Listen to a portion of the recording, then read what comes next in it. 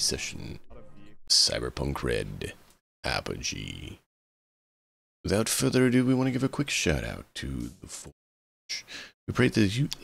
We appreciate the usage of their service. If you need hosting of Foundry, check out the Forge. Without further ado, let's jump right in and see how everyone's doing.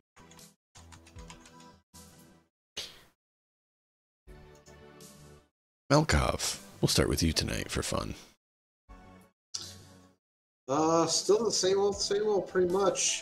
Playing Skull and Bones, Division 2. I picked up that Dwarf, what is it called? Deep Rock Galactic Survivors. Nice. It's really good. Really good, actually. It's surprising.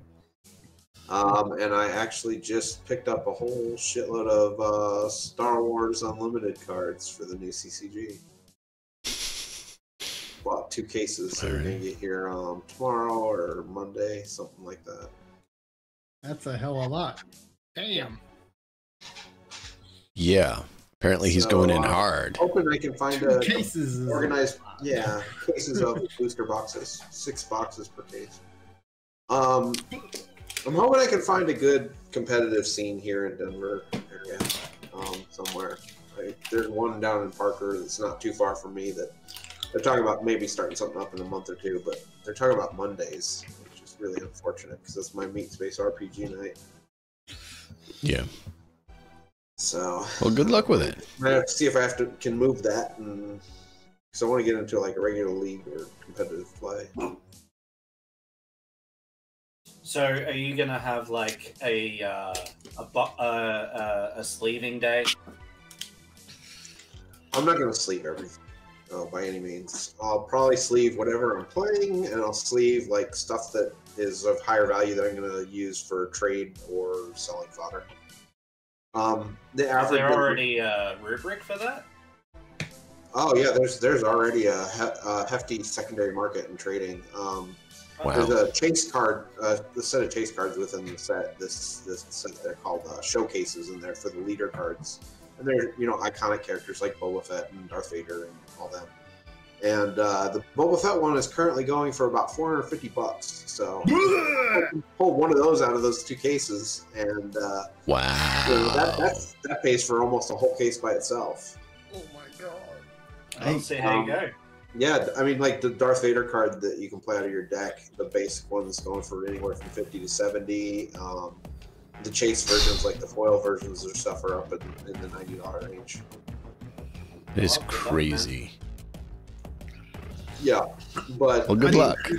You take a really seasoned team of card game designers and all the lessons they've learned from Netrunner and Lord of the Rings and Arcanum and all these other games they've gone through. I mean, several 40K card games and Warhammer Fantasy card games, and they did the remake of Netrunner. They did the remake of Legend of the Five Rings, and they've learned a lot from those games, and they are really putting together a really good organized play set up to really maintain the life of this game. And then you add in the Star Wars IP, which is literally the most popular IP in the world.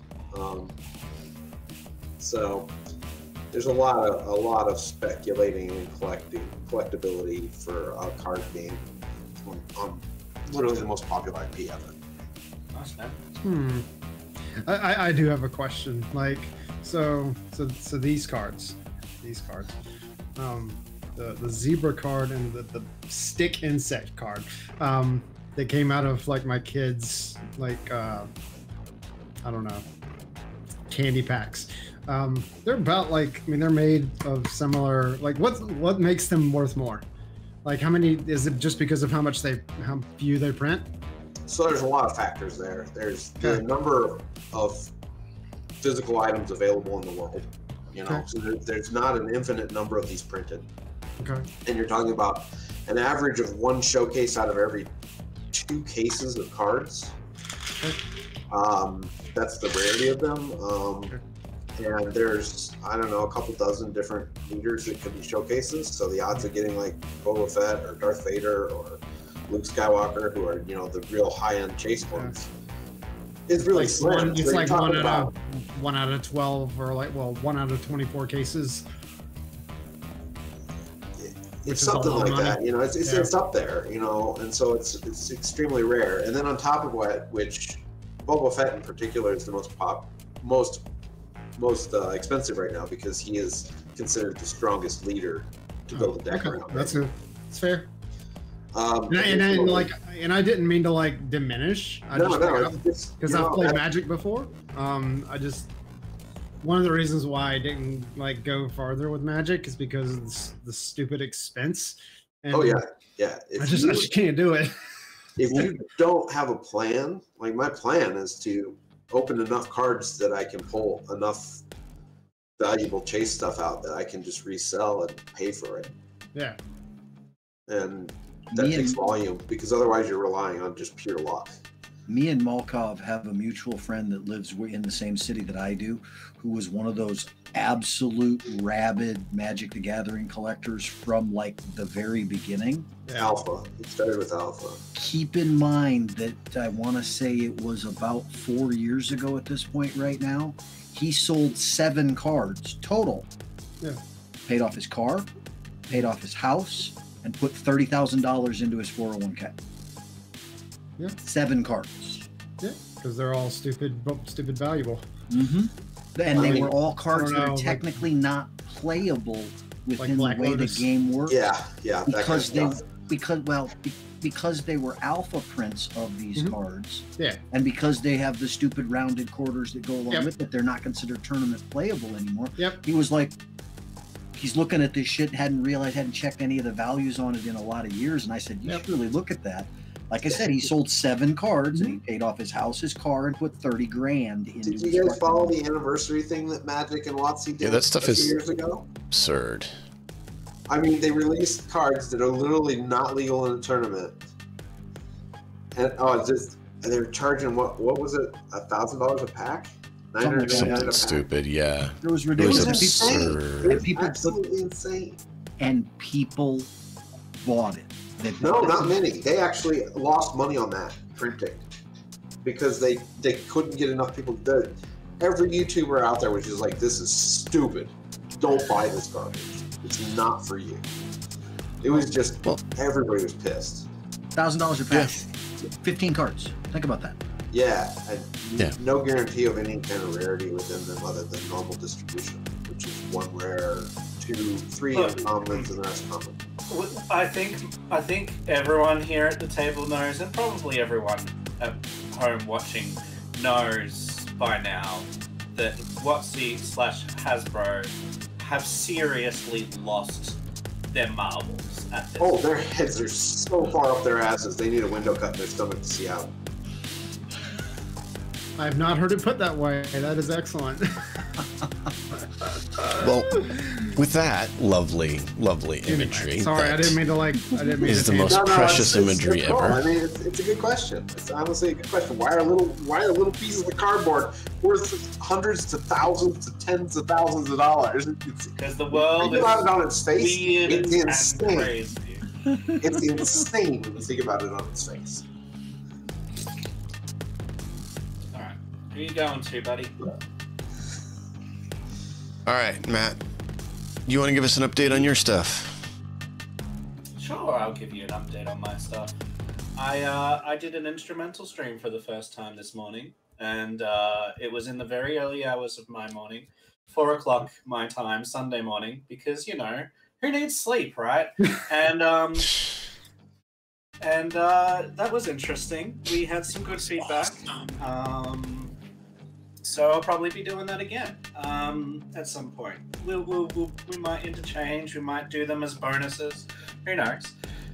I am starting up all my home games, my home campaigns. So for those of you that have been following along, I have written a campaign. It started at level 1 in Pathfinder 2nd Edition. And eventually it will be, it'll cap off at level 17, and we'll play the showdown of the campaign at level 17. Still finish off at 17. Currently, we have finished 2 chapters.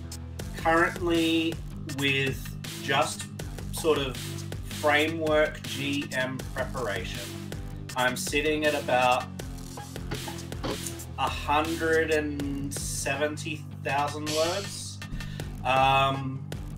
for 2 chapters. It will likely be a total of about 500,000, maybe more, once it's publishable. I'm currently sitting at about 1,800 hours of work, and we are going into chapter 3. I am running 3 groups weekly at home for that, and that starts tomorrow for this year. I wanted to start that in February, but my life situation seriously got disrupted, and it's still being disrupted, but I'm putting my foot down, and I'm putting my hands down, and I'm putting everything on the table, and I'm saying, no, this needs to happen. This is like the culmination of all of my RPG and writing practice for the last 15 odd years. This needs to happen. Yeah. And so that is all starting back up. It's very exciting. It's very daunting because I don't feel anywhere near as ready as I felt last year and the year before for doing this, because I've, again, been disrupted. And but we're doing it. It's gonna happen. This campaign is set in Eberron, and we have been using Throneport as our base of operations. Throneport is like it's like the central place where all of the nations are allowed and where they're all represented. And so it's like the beacon of things, but in the lore, even though this is the place where the peace treaty of a war that went on for more than 100 years was signed, this location is where that peace treaty was signed. Yet still, the situation continues to decline here. There's shadow wars going on. There's infighting, there's weirdness on the streets, there's craziness, and that's what the campaign is about. It's about the characters coming into this place, being invited to help with the situation, to clean up the streets, to get things back to, hopefully, back to a good place, a place worthy of the name of, where the Treaty of Thronehold was signed. And so that's what the campaign's about. That's what we're starting up again tomorrow. And this chapter we will be going to Zendrick as part of a larger plot, which I won't spoil because I'm going to be publishing this thing and releasing it. And we'll be able to see all about what the ins and outs of it are. So, yeah, you would take a vacay to Australia just to play in one of Matt's games. Hey, man, if you wanna, you're always welcome at my table, and anyone here is welcome at my in my home. You just give me notice, and you're more than welcome. We'll feed you, and I can't put you up probably, but we can find you a nice hotel and feed you and make sure you gamed. But yeah. When we bought our house here in Denver, we were looking between Denver and Adelaide. Oh yeah? Yeah, we almost bought a house in Adelaide. Actually, we had one out, and we were reaching out to the agent to ask about it. Fair enough, yeah. Cool. That's really cool. But that's me. That's what I'm going to be up to. Oh, cool. We are doing really well with Kingmaker. That's this whole group of fine players. We had our second session this week. This will be the last thing that I say, by the way, because I know I'll take my bare time. But we're having a lot of fun, and we're we're experiencing some really good moments. I clipped didn't clip, but in fact, what I would like to ask these fine people and anyone watching, when we do play, if you see something you like, clip it so that we can actually save it up. But I've made some highlight reels, at least, of some good moments during the last session. So those are up there. But we're all having a great time, and that's going to be Wednesday nights, 9 p.m. EST still. It's a different time for me because time zones are... 9 p.m. EST, and so tune into that. Kingmaker's going great. The characters are great. And we're about to go into the next section. It's not a chapter, but it's the next section, into the Great Hall of the Eldori Manor, where who knows what's waiting for us, but probably lots of fighting. That is almost guaranteed. Death, fighting, all the things. I nearly already died. I mean, we had some issues, but we prevailed. Dice don't like me. I don't know. Dice don't like me. I'm sorry. I am sorry, Kazzer. The dice don't like me. Especially when I have to make checks on site. It's okay. Kazzer doesn't know anything about your dice. He just knows that you abandoned him. That's where I will shut up, but there's lots going on for Matt and Matt, that's for sure. But as you said, for clips, always on anyone's channel, if you see something you like, clip it. That goes this channel and anyone's channel. Clip it away. It saves us the work of having to dig through a VOD to find them ourselves. Well, it's helpful because then we know what people like. Mm-hmm. It's helpful because then we get the clips, so it helps that. We can upload them and, share that people did it. Clips are great. So definitely. Especially when they're 8 minutes long. If it's over that long, you have to do highlight. It was worth the 8 minutes. It was absolutely worth it, yes. Mixed nuts. We'll get over to you now. Oh. What can I say about the last 48 hours? It went stressful beyond compare.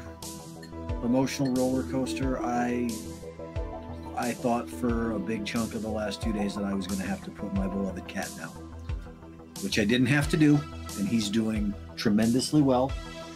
He's in fact sitting right here. We're here. Making noise as soon as I touch him. Doing a hell of a lot better. And I'm really glad, because if the other situation had happened, there'd be no way in hell I'd be sitting here with all of you tonight. I wouldn't be capable of it. Yeah. And beyond that, I haven't streamed Zomboid today. I streamed yesterday because he didn't act sick until the evening yesterday. And then once he did, it was like he went from being fine in the morning to 100% I can't move around. I'm going to make these little pathetic mew noises. It was awful. Anyone who has a pet and loves them and has had them around for the length of time that I have had Jenkins going, his 16th birthday is in like 3 weeks. And I've had him from, I think he was 8 weeks old when he came to my house. So wow. His entire life. Yeah, I've had him his entire life, and he is the best pet that I've ever had. Yeah. And there's nothing like that sinking feeling, that horrible feeling that you can't do anything about it. Yeah. There's almost nothing that you can absolutely do. Finances were really killing me to be able to try to figure out how to even get him to a vet. And thankfully, I have amazing friends. Yeah. So with that, I'm going to move away from that sad and rather depressing subject to something else. The cat's staring at me while I eat my cereal. Yeah, he's mugging my wife for her cereal. That's what he's doing right now. At least he's feeling well enough to do that. I'm milking it. Yeah, That's our boy. It's got almond milk. You're not even going to like that at all, Jenkins.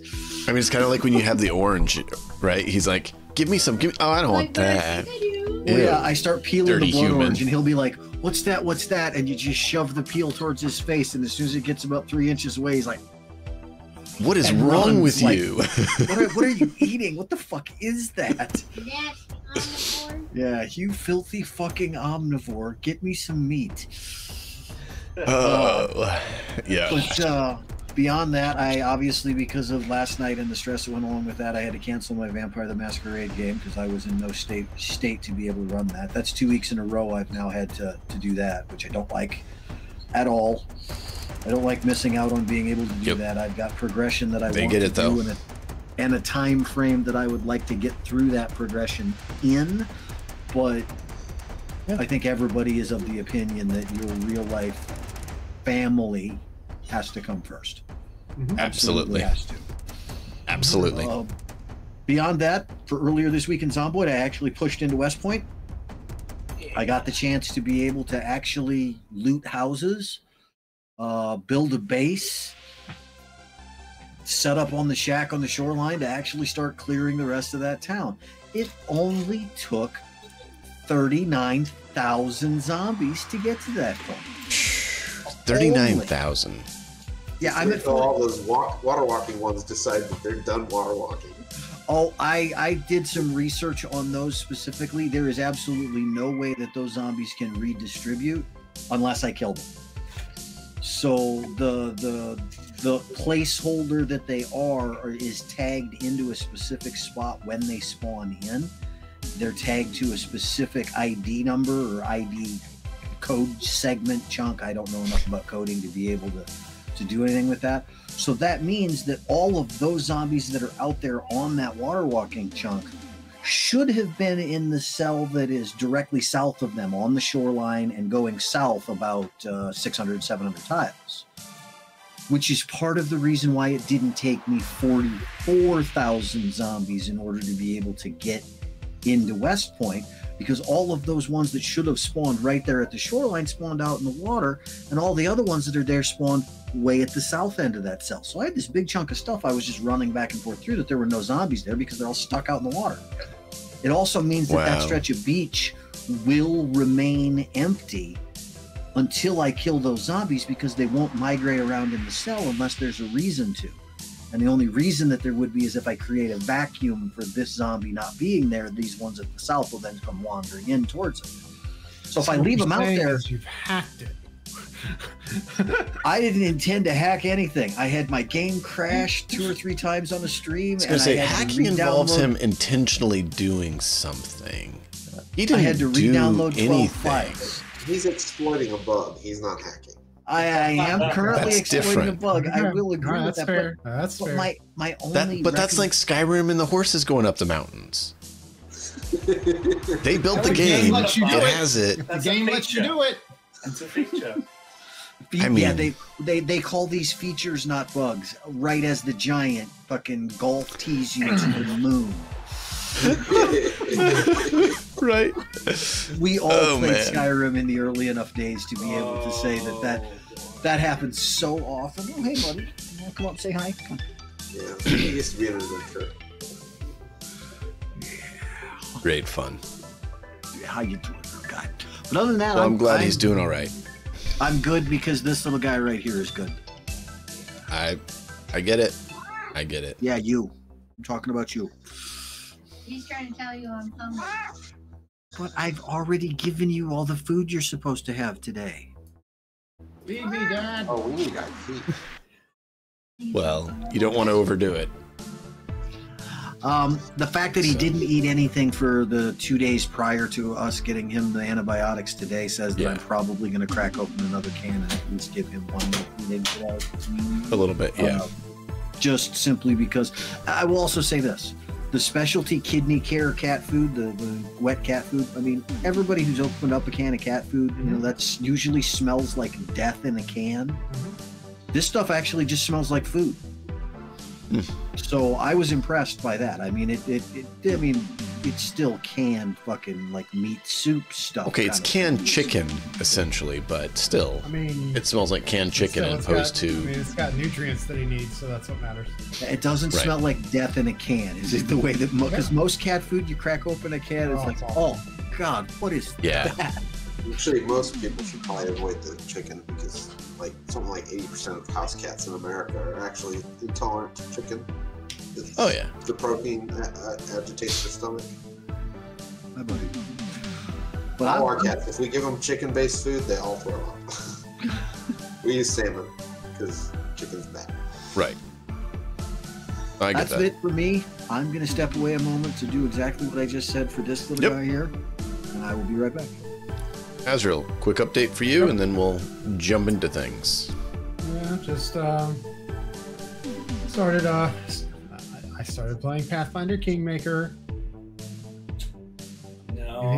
Enhanced edition. Just wait, Matt. Wait till for him to finish the statement. Wait for him to finish the statement. Azrael, what happened? You started playing, and you said it, and what happened? And I got to the point that I had gotten to before, and I stopped. Ooh. Yeah. Yeah, he stopped. He was in chat. And someone's stream and mentioned this. And some people in that chat that are part of the game told him that was a very unwise choice. And didn't exactly beat around the bush. They're very poignant with it. Oh, I see. Both the person streaming and the person in the chat. Yeah. It's fine. Alright, Ty. No, like, I mean, I don't know. It's a game that I have that I'm just playing. You can play it next year. Yeah. Play it next year. Okay. I strongly recommend, like, once we have done an area or a chapter, you can play that chapter. That's the right way of doing it. Well, see, I told him it's like the book and movie issues, right? Yeah. Do you want to watch the movie and have the book ruined for you, or would you rather enjoy the book and then watch the movie? Book than movie. That's why we said to put the game on hold. Have the movie disappoint me. Have the movie disappoint me. See, I was the guy that in school, like, we had to do a book report on Jurassic Park, and I watched the movie and tried to do the book report off the movie, and that didn't go very well. No. Just don't expect the mechanics to be anywhere similar. Sure. Because Pathfinder 1 is its own based buddy. It is real. I mean, it's already Pathfinder 1 versus Pathfinder 2 in video game limitations versus we have already the brilliant guy. It's weird because there's no investigator class in Pathfinder Kingmaker, so it's already weird for me. Like, I already had to. All I did was, like, so the first time that I went through it, I tried making, like, my own custom character, and then I stopped. I deleted that, and then I went back and just played, like, one of the pre-mades, and I'm in the manor. But the reason why, like, the reason why I was playing it is because I wanted to see, like, differences between the two. But I will honor my fellow Pathfinderers, and I will hold off until we have finished an area. That would be. I will go back to Marvel Midnight Suns that all of us love and enjoy. It would be wise for your enjoyment to do that. And that's the thing. We weren't trying to tell you never play it. It was. We want you to enjoy it more, and absolutely. That's why. No, I can just go play Rogue Trader. I'll just go play Rogue Trader. Yeah. Okay, is that better? Go for it. I'll just go play Rogue Trader. Yeah. Or Medieval Dynasty, or War Tales. Or you can play Wrath of the Righteous. You know, there's lots of options. Or you know, Bones is a lot of fun. I don't own it. Well, without further ado, happy birthday, Cruel Fang. We're sorry that your stream didn't go as well as it should have. Happy birthday. But we hope you have a great year. Yes, absolutely. At least you'll remember your birthday. It won't be one you forget anytime soon. I mean, not fondly, that's for sure. Yep. I don't know that. Right? I don't. That's like saying that you don't think Mixed Nuts is going to forget, you know, the last few days. You know what? He won't either, but that doesn't mean that he's glad it happened. I will never be quite so. But he won't forget it. Oh, wasn't a good thing for me or for what Cruel Fang went through for that. But I will say this: it means that when I hear that full-throated, I'm annoyed and you should be paying attention to me meow from here on out, I'm going to be happier about hearing that noise than I have ever been for years, simply because the risk and scare for that was horrid. Yeah. So, well, without further ado, let's get into some other ugly situations. Are you all ready? Yes. Why do you got to make fun of Harlan that way? Maybe I was talking about someone else. So, let's do a quick recap of last time before we kick things off.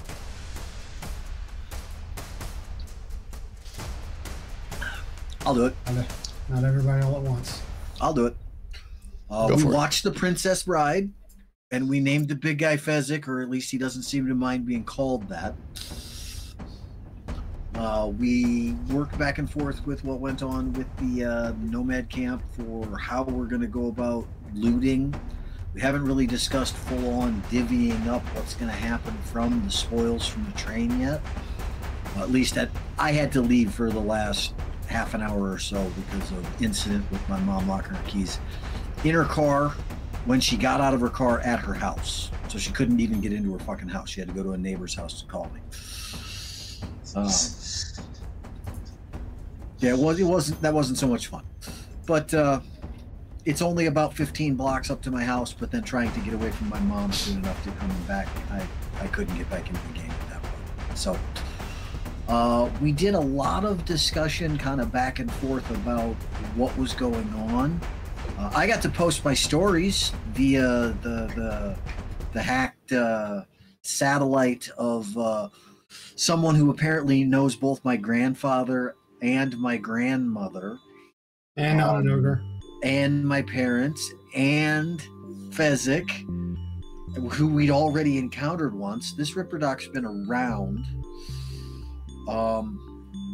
I now understand why he's living out here in the no man's land and the wasteland, because he just doesn't necessarily feel the need to, because I'm sure that if I go back to Life Tech and I look up who this is, they definitely still probably have a bounty out on him. If he's hacking fucking their satellites and running amok out here doing whatever he pleases, yeah, they've got a bounty on him. They want to know where he is. Took a tracker out of me. Yeah, he took a tracker. He took the tracker out of Fezzik, so that it was just how he found where we were in the first place. It was like, oh God, I haven't seen that signal in decades. I should go see what's going on. I'm sure that's exactly what he did. The issue that becomes with that is that anybody else who knew to be looking for that tracker may have our location currently, which means we need to get the fuck out of Dodge. And we need to do so relatively quickly. Well, it's not like we have like a destination in mind at all. No. I mean, it's not like the whole campaign has been leading up to going a certain location. Yeah, back to Arcadia, right? Well, I mean, Blackstone wouldn't have to worry about anyone giving him water this time. This is true.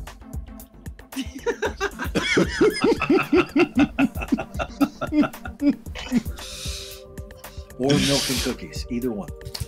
Yeah, there is a no milk and amongst cookies amongst the party who might be willing to accept food and water when presented. Boss might want some milk and cookies.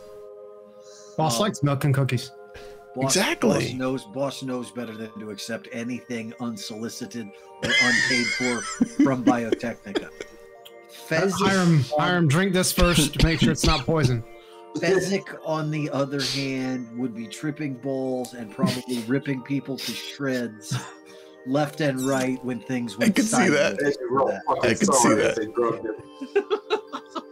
Oh man, can you imagine Fezzik being on oh boy, tripping? Let's just put Fezzik on angry scale PCP and then not be on that continent. Thank you. Right. Oh man, yeah. It I was. got to send my emails. But I think from Zid's perspective, the last time was you had just connected to the node. Yep. Or as far as I was concerned, little man scared, cover eyes, hide in corner. behind Fezzik to boot.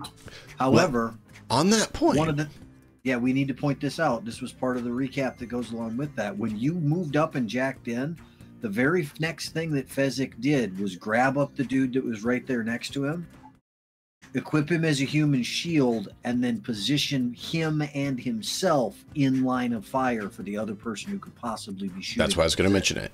So you literally had the guy you're scared of putting his life on the line for you. Well, I mean, there was not a lot of risk. I mean, there was, because if he got winged, he's dead. Not his simple little brain. Not to Fezzik's little brain. No, he didn't risk puny human. Well, that's the thing. He protected the puny human,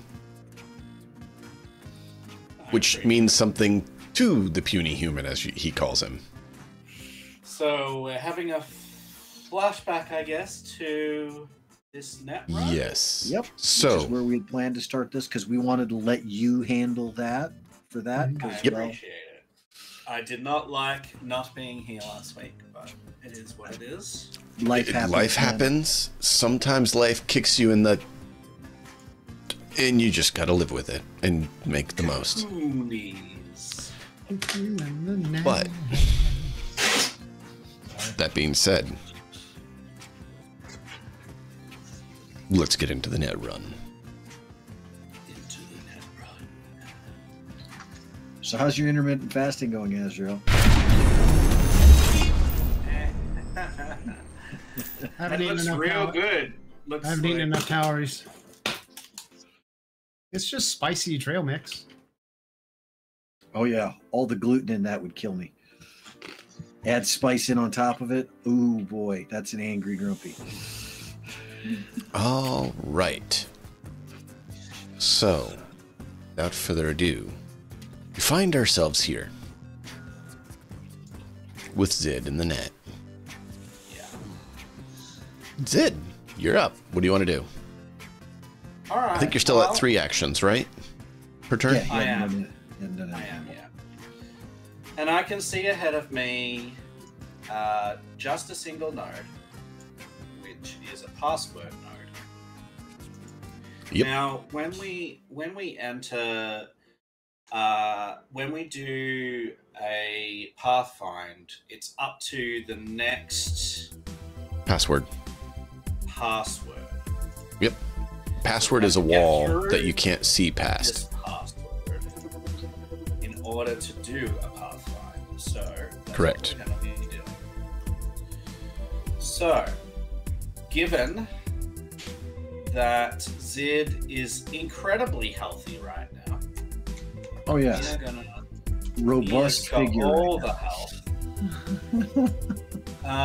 We are doing a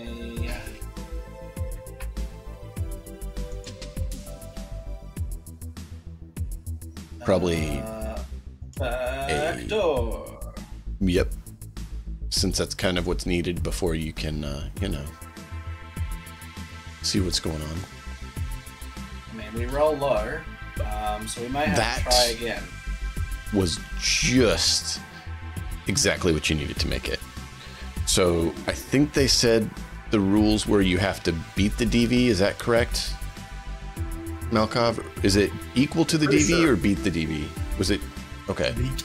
It's always beat. Okay. That's the reason why ties go to the defender. That's what I thought. I'm trying to verify how it went. Because like anytime we like attack, like we have to beat that DB as opposed to like meet a lot of RPGs have it where meet or exceed. So I just wanted to verify we do this right. Cool, no worries. Malkov had found it last time, is why I asked him. Sure. My mouth is still on fire, so I'm just gonna... My mouth is on fire. Yeah, pretty much. You can go ahead and roll another interface roll if you want, Matt, because you're either going to use that for your Pathfinder or for your backdoor. It's technically the same roll. It's the same roll.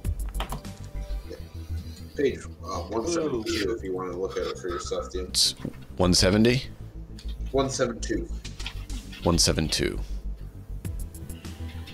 We love these low rolls, but they make sense with Zid's low health right now. So that's okay. Yes, this one. Also, we should not have been missing so many limbs this time. Yeah. We had the roll table got messed up. We fixed that last time, yes. Malkov helped me. He read it off as I was making the corrections. And thank you so much for that. It made it so much quicker than me having to look back and forth. Yep. It was a lot easier to just say, okay, next, and go through that way. That saves so much time. Thank you. The limb removals were in the middle of the bell curve. Yeah. So it was the most frequent result. Yep. That was a problem. 2d6. So I can't rename that. I should rename the shotgun something other than Surgeon. Problematic GM. All right, that shotgun severed like 9 limbs in the course of that because of that bell curve screw up, which is fine. Yeah. Yeah, it should have been probably a foreign object almost every time. That's okay. All right, so we got a 10 on that second roll. Okay, so it looks like they're saying you do have to beat the DV. Yeah. So we get it on our second roll. So the second one, you pop it open. And then you have one last action. I will Pathfind then with my last action. And you know what? We're going to spend our first point of luck because he wants to know. And he doesn't want to die. That's a really good roll. That's 14 Pathfinder. All right, let me look here. I'm trying to remember how far it tells you so I need to look at that and make sure I give you the correct info. I'm still new to running net runs, so I'm trying. I know that 14 is bloody good because. Oh yeah, no, that's pretty good. Yeah, the highest DV is 12. That's the highest you can have. Yeah, I was trying to remember to what degree the Pathfinder gives you. Interface plus 1d10 reveals the number of floors equal to the check or the backdoor's DV. Or the backdoor's DV. What?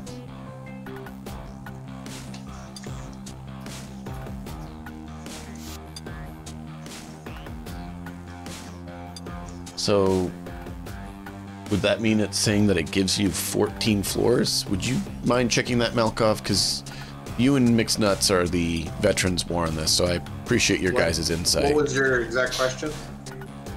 So it says that, in a little snippet I saw here, it says that the pathfinding reveals a number of floors equal to the check. Or the backdoor's DV. I'm not sure what that means. And does that mean that it reveals 14 floors? Let's see, backdoor. Netrunner attempt to break through passwords. Cloak. Where's pathfinding? I'm trying to make sure we get more accurate with our things as we get into Night City, where it'll become even more important. Partially reveal a map of the net architecture. The higher you roll, the more you learn. Let's see here. Number of floors equal to your check, or up to the first obstruction, usually a password with a DV higher than your Pathfinder check. Oh, so the Pathfinder check can bust through a DV that's lower. Ah, yes. Beautiful. Thank you. That makes sense. Past it. It's like, so what was the DV of the check? So he got a 14, and if he had gotten that before he did the password, then he would have seen through that one. Or what? Yeah. It was a DV8. Oh, and so he beat it 6. So he'd see 6 floors. 6 floors. That's cool. So you subtract 1 from the number for each floor it does, and then if it goes through a DV, you subtract that DV for the password. Okay. So in other words, right now, this is going to be reveal the next one, then it's a 13. Reveal the next one, it's a 12. Right. And if you're still at like, say you get to the next password and it's a DV8 and you've got a 9, you're going to roll right through that password too, to be able to see what's beyond it. That is excellent. Yeah. Basically, you see up until a password, and then if you have a high enough check, you see past that password. Nice. Let's go. So you see up to a password because you didn't beat that password is the last thing you see. And since you actually get that one, I'm actually going to tell you what the DV is on that one. So you find a DV10 password is on floor 6. Okay, we're going to go up in floors for you. You're on floor 1 right now with the elevator. And floor 6 is a DV10 password. Before that password, so floor 5, there's a control node. Before that control node on floor 4 is a control node. Before that, there's floor 3 has 2 ravens. Before that is floor 2 with a killer. God damn. Yeah. A killer is anti-program. Ravens are anti-personnel. They're kind of like the basic anti-personnel Black Ice. The peck you to death Black Ice. Yeah, but the what's that the movie with the guy who made that creepy movie with the birds eating people? Alfred Hitchcock, The Birds. Yeah, it's the Hitchcock. It's the Hitchcock Black Ice. So, given 6.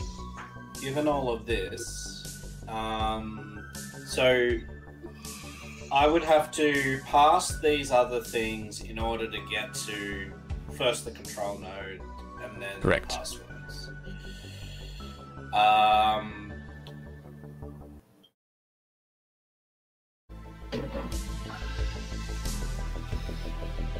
And there's not really, like, there's no way of bypassing other than sliding when you get to them. Is that correct? As far as I'm aware, sliding. Slide against a single Black Ice.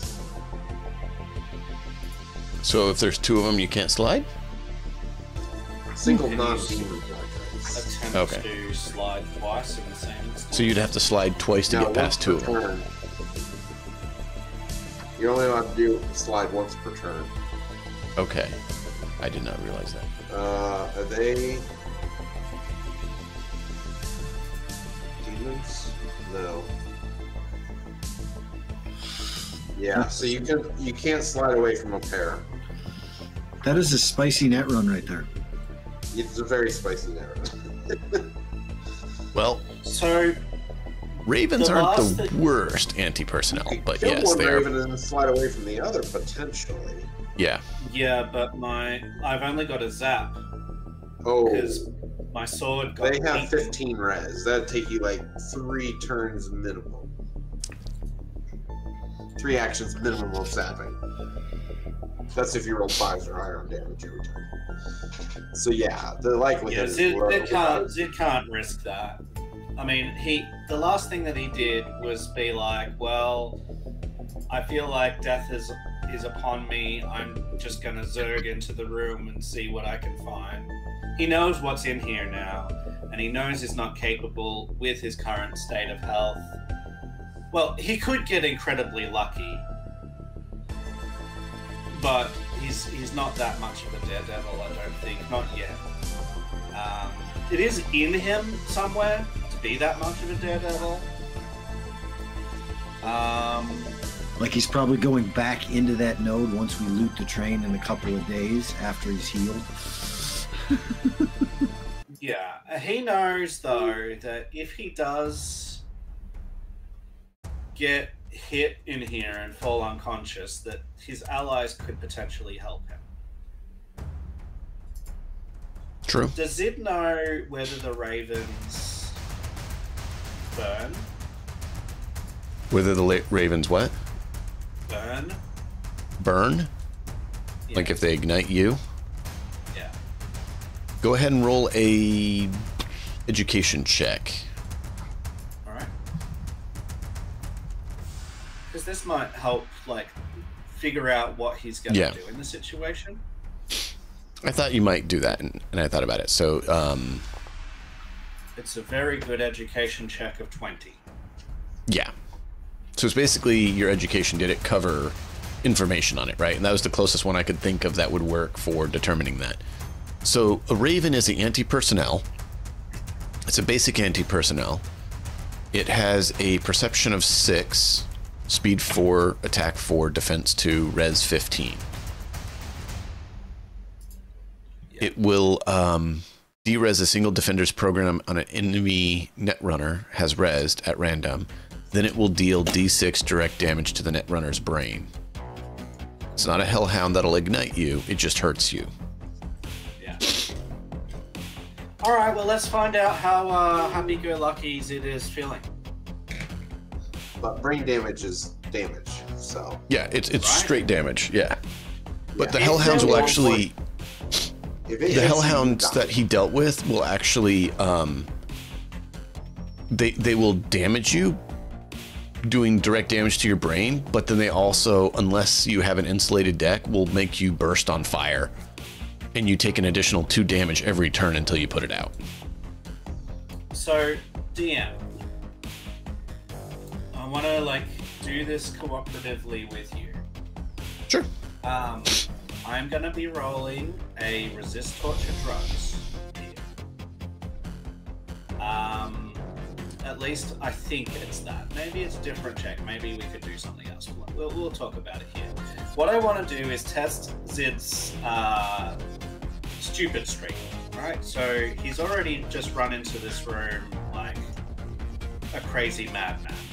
He doesn't know that this guy's protecting him because he can't see it because he's... No, you can see.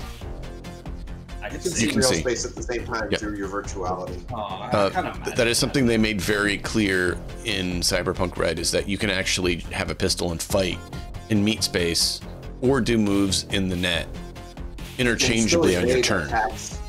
You can see completely. All it is basically like a hologram overlay over the world while you're in a net run.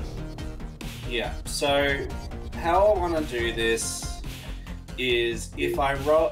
Maybe it's a willpower of some description. I don't know.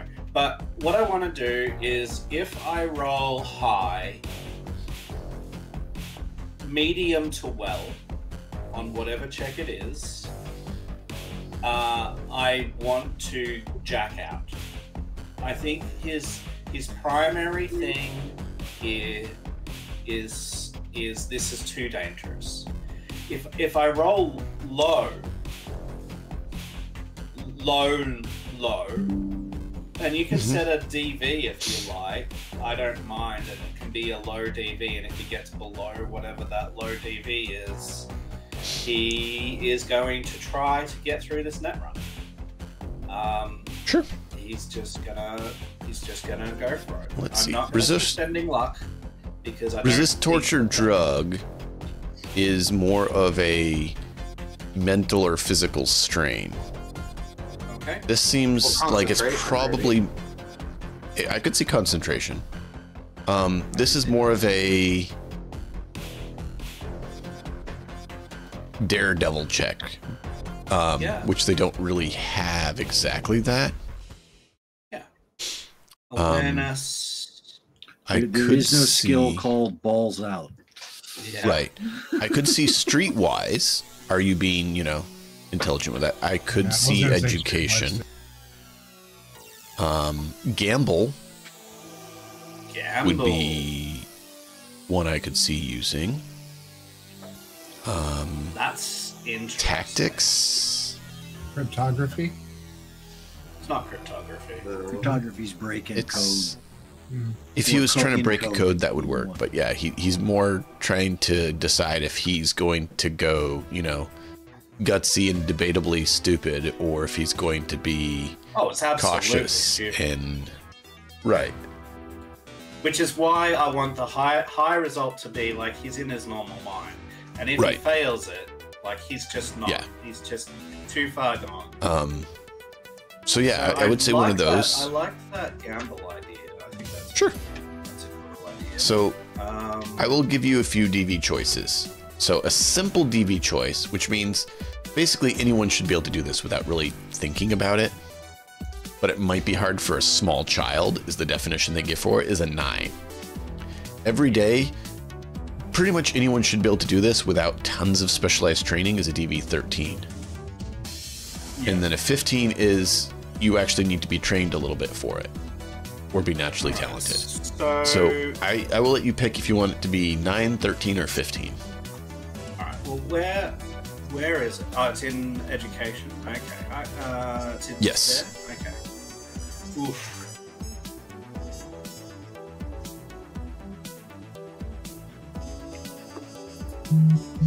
Let's make it every day. Okay. He has a base of 9 is all. So even if I rolled a 2, I would be alright. If we make it every day 13, is a 13. Every day is a 13. Simple as a 9. He has to roll 4.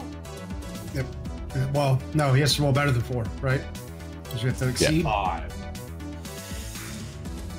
We can't go in the middle. Yeah, you can make it lower if you want. It's not happening. I was just saying what right their DV rates are. And we say it's not quite every day, and it's a little harder than like a kid might struggle with. Let's set it an 11.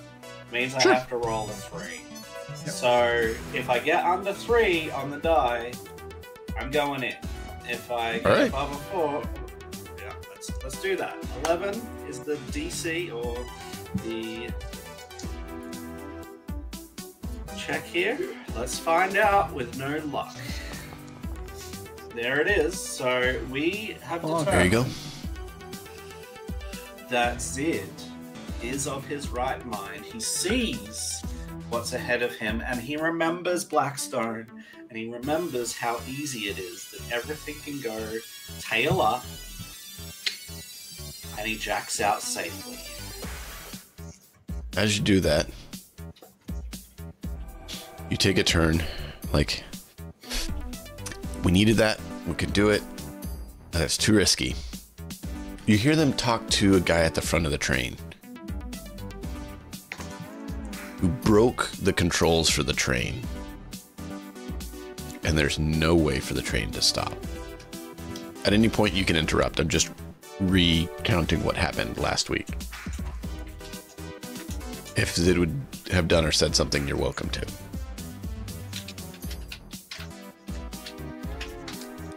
The large individual in front of you, after dispatching the others, moves up to that one and tells him to fix it now, along with assistance from, I think it was Boss that helped, also went up there and threatened the guy. You guys can correct me if I'm wrong. Like I said, it's been a week. Hiram helped him fix it. I remember Hiram helped him fix it. Yeah, it was Stitcher that was helping threaten, I think. It was Stitcher that helped him threaten. Yes, and Stitcher actually patched him up. Yes. To be like, look, chill, let's get this fixed. None of us want to die. So, they start working on it as the train is gaining in speed because of it was broken. And it is starting to rock and feel like it's going to be derailed. You look out the back and you see the vehicle that was following you is getting further behind. I need a repair check for Hiram. Okay.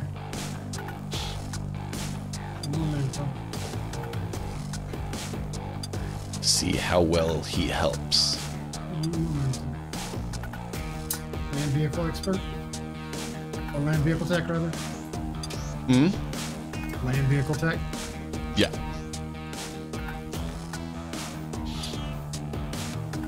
Not great.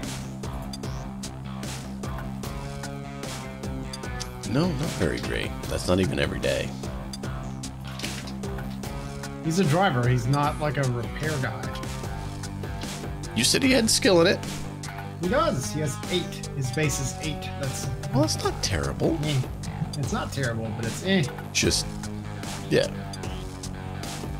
It's not great. It's not spectacular, but once again,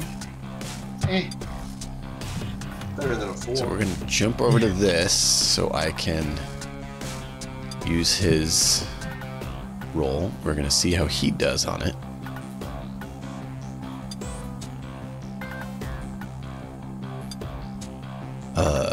Where is it?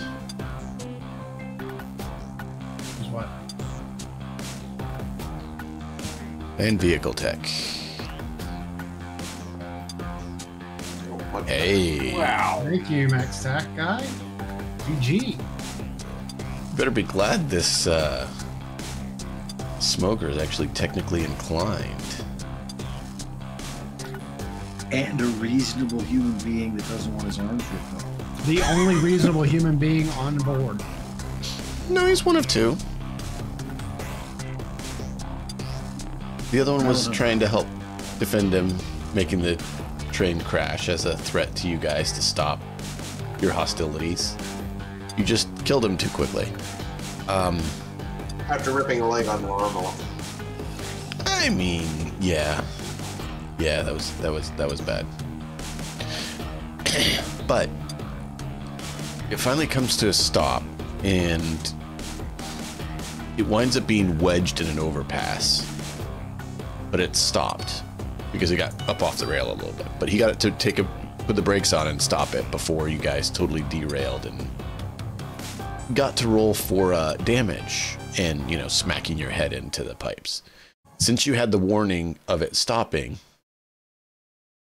you would be able to brace yourselves and not take damage because you had the warning. Now, it's still strenuous, and your bodies are aching from, you know, resisting being flung. So, RP that as you do in the coming parts, but you're able to stop and disembark. So now we'll jump back over to the Nomad camp. Once again, I'll RP as Harlan for that bit. Fucking unconscious back at the Nomads. Already. Well, I don't even know if he'd be snoring. I think it'd be more a gurgling sound or whatever blood's in his lungs at this point. Gurgle. You've all been royally beaten in this. Well, not but all. you live. Huh? I was still only slightly wounded. Got out of it. Says the brutish tank. Yeah. Well, your character is built to kind of be a tank. I was almost out of armor. That was my biggest downside because I only get one point back a day. Yeah. Only.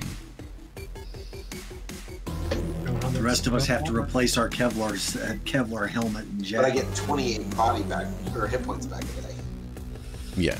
You can technically get a tech to repair things, like your armor and stuff, but you'll have to find one to do that. So, yeah. Oh, excuse me. May I ask if there were any decisions made on leaving the train? Like the engine? Nomads are going to repurpose it. Yeah. I believe they said they were going to let the Nomads claim it and leave it there. Well, we'll take our cut of the value. Oh, yeah. The Nomads are liquidating everything that's in the train. I would say Zid probably wants to take another, pardon the pun, hack at that node. It's not. Maybe. It's not that I was concerned about. What is it? Well, if it was a choice between leaving it there and blowing it up, Zid would blow it up. Do you know what I mean? Like, if it wasn't going to be directly in the hands of people he could trust. Yeah, nomads were going to take control of it right away. They're going to take control of it. They're going to repurpose it onto something other than petrol. They'll probably make it run on Choo-2. And then use it as the same kind of very defensible way to be able to ship things almost anywhere in the fucking country. And get goods from almost anywhere in the country. It's going to make this nomad clan very, very fucking powerful. It was a discussion that they had, and they decided they wanted to, unless the nomads said otherwise, allow them to take custody of it for their uses. All right. It also is something that... I mean, should we need a ride in the future, we know where we can catch a train. Did they do that discussion behind closed doors, or were we there? It was the party here that had that discussion. May I roll as part of that discussion, please? Absolutely. A human perception check on the nomads' intentions being honest and true with what they're saying, please. Sure. This will be my second. This will be my second luck out of 3, because this is something that, given everything, I mean, Zid would trust the nomads enough, but he doesn't necessarily, like, this is big. Like, if this gets into the wrong hands, oh yeah, no, I get it. Or if someone betrays them, or like if someone in the room is like shifty, so he's gonna do this with like. You can add the other point, because I think that because I was gonna let you reset completely, since this is taking place in a flashback. That's all right. So I mean, I rolled piss poor, okay. So it doesn't matter in the end. But Zid is not sure. Yeah. He can't discern. Well, in that case, if he's not sure, he would take great pains to sit with whoever the nomad representative is. Okay. And he will not threaten this person physically, but he will constantly adjust his net glasses, and he will say, "Man, I know how to fight you."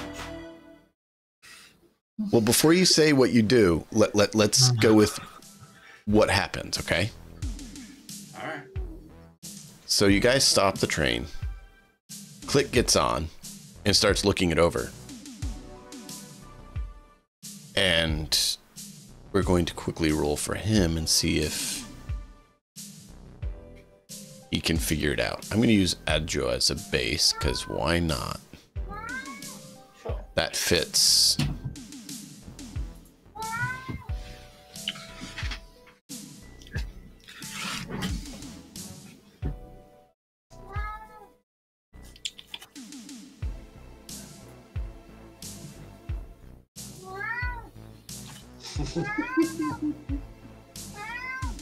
Jump up here then. Come on. Thanks for asking. Come on. It wasn't letting me click it open there for a minute. Why is... Okay, that's working. I was wondering what's going on.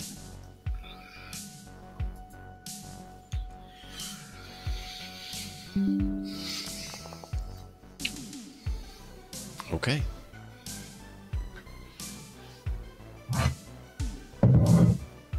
So, he gets on and is looking things over. And he's like, well, this is very good intricate things here. Oh, that's, you guys did a good job not letting it get very damaged. This is going to be fun to drive. All right, do we need to get you guys back to camp? We have some crew coming to watch it. Before we go ahead and tow it back to the Tinkers. Boss notices that when Click comes in, looking around and looking things over, he notices Zid's demeanor change a bit. Like he's having a very internal kind of conflict. Click, I think you may want to like tone that back a little bit, because I believe that we were. I believe we haven't met, and you are. I'm Boss. It's nice to meet you. I was on this train I had a contract that I was able to fulfill. Excellent, City Slicker. If these folks want, we'll help you get back to your little city. All right. Well, you gents, thank you so much for your work. Who is that big individual? This is our good friend, Mr. Fezzik. He was very instrumental in helping us secure the train for you. That name had been before. Yeah, that would have been before the name. When we get back, I will just look. Oh, sorry. Click. He's an ally, and he was instrumental in us taking the train. Yeah. You don't want to know the things he did to people in this train. Make sure. By looking at the blood on his hands. But before I'd say they got a bit of cleaning to do.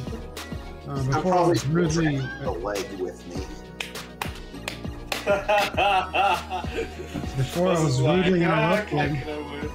was rudely interrupted, sir, I wanted to say that my compatriot, Mr. Cross, he. Bossy man talk too much.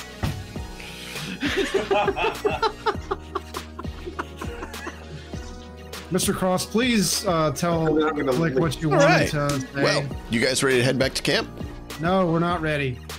And it's at this point that, Harlan's not here, so I'm dreaming, peacefully thinking, and Stitcher will just kind of turn and look and say, Boss, we already got a contract with the Nomads for what we were doing to come onto this train already. You, as far as they're concerned, are an extra that we negotiated with. So you want to talk to them, you do it through us. We already got it. Please let them know that Zid wants to tell them something about the train. Oh, I am not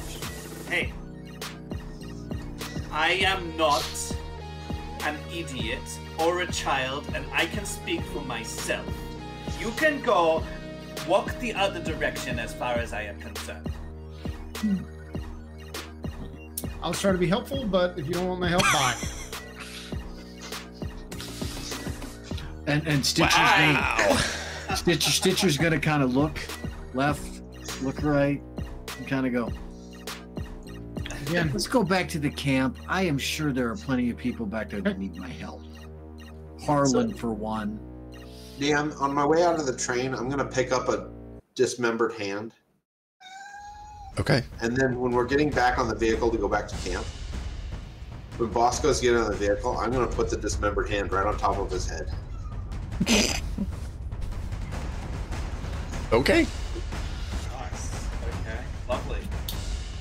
So, Zid, this large companion of yours is following you on to the assault craft and stops next to the door as you get in. Yep. So this is the point where they're telling us what they're deciding with the train, right? Is that? Yeah. No, Click just actually told you he's going to drive it.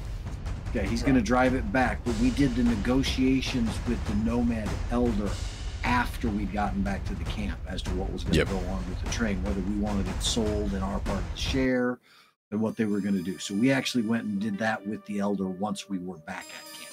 Yep. And then once you guys get back to camp, you got further details about what they were planning to do with it and such. Okay. So the first step was, what's the initial? Are they leaving it unattended? Are they giving any indication of what they're going to do with it? Yeah, and then back at camp would be... At that point, when they were saying that they would just drive it back to camp, he wouldn't say anything at that point. He would say anything. He would say something to the elders when negotiations. So yeah, you guys got back to camp, got some rest, so that Harlan can be conscious to talk with the Elder, which we did last week a little bit. Yeah. And that's when Harlan asked about... Oh, good. That's when Harlan asked about watching a version of Princess Bride.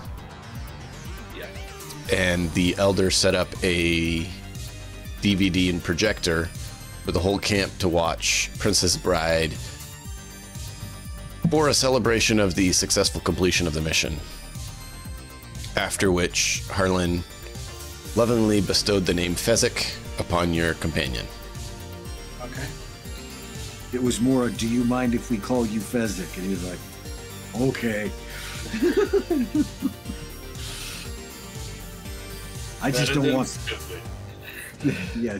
Well, he didn't go there with that, which is part of the reason why I was okay thinking he was more okay with it than anything else, because he didn't kill you. I would have flat out warned the Nomad Elder and any of the nomads that I could warn, you know, just to tell them the last thing. He's not highly intelligent, but you can bet that anybody here who calls Fezzik stupid is going to lose both arms or at least one of their limbs. Yeah. I mean, it's just for safety's sake, even if he does something ridiculous, don't say that to him. You don't want to do that.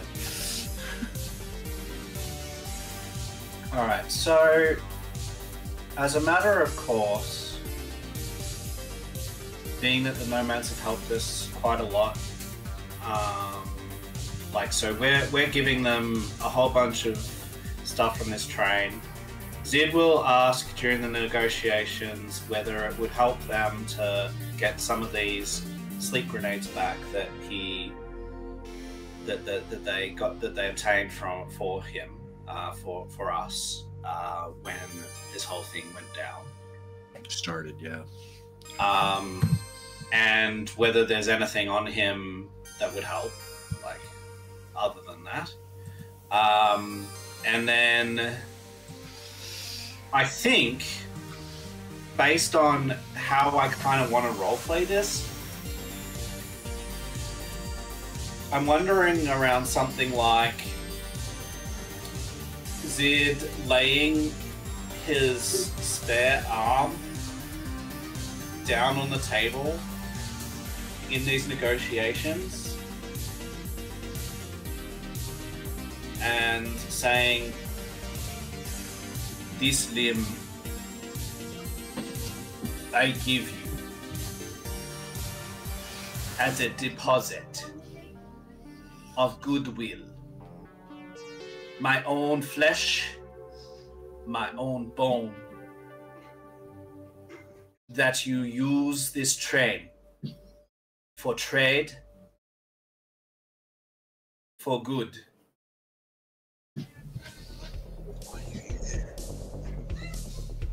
And if you have a need, you can call on me. Show this limb on the networks, and I will come from wherever I see it. I will find you." Well, I don't know how to show it on the network since we don't really have one. We're sorry you lost your limb. Do you want to see if the doctors can reattach it, or do you have a replacement? I will deal with that. For now, I deposit it with you. Okay. As a matter of goodwill, as a reminder to do the right thing with such power. Yes. Well, our intention is to try to transport food goods and other stuff back and forth, provide necessities, which, as you know, is, fairly time-consuming. Having a better way of doing that in a secure fashion with larger quantities is desirable. But we have no intention of trying to use it for hostilities. We appreciate your work, and we are sorry for your loss. Zid will take it. He will take their word, and he will leave his limb. So, speaking of loss, where are we going to bury Blackstone? Well, as you are leaving, like Stitcher would see and Harlan would see, like this guy's almost uncomfortable. They don't deal in human flesh as like a, you know, trade. So he's kind of like, what am I supposed to do with a limb? This is kind of awkward. But he's, you know, being respectful. Thinks you're a weird person from that city. Right? Well, certain nomad groups would see that and be like, you know, okay, yeah, good. You know, right? Where this was one of the nations that is more good aligned, so they don't tend to deal in that sort of stuff, really. Yeah, there's some very interesting nomad nations, and there's some other good ones. Does this one have kids? Are there children in this camp? Oh yeah, oh yeah. There's some families. Point during the week, I will probably be sitting near the kids with one of those toys where you put the blocks in the different shaped holes, and just with my thumb just jamming them right through the middle of the top of it, just one after another. Snap. Just grinning at myself, thinking I've just accomplished something great. You broke my toy! Big man, you broke my toy!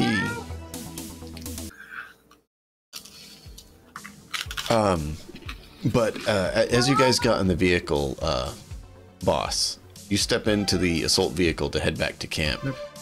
And the shadow looms over you as you feel this cold, limp, starting to form stiffness, rigor mortis, hand plopped on your head. And you see this large friend of yours, not ogre, grinning ear to ear about having plopped a severed hand on your head. Oh, I'm not going to do anything to upset this person. I'm just going to look up, say thank you, and go along.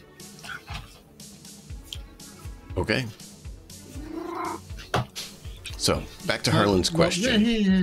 Okay. I thought you were done. I'm sorry. I'm sorry. I thought I was too, but then,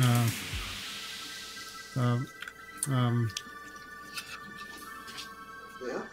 Mr. Not an Ogre, since we don't know your name, I want to say to you that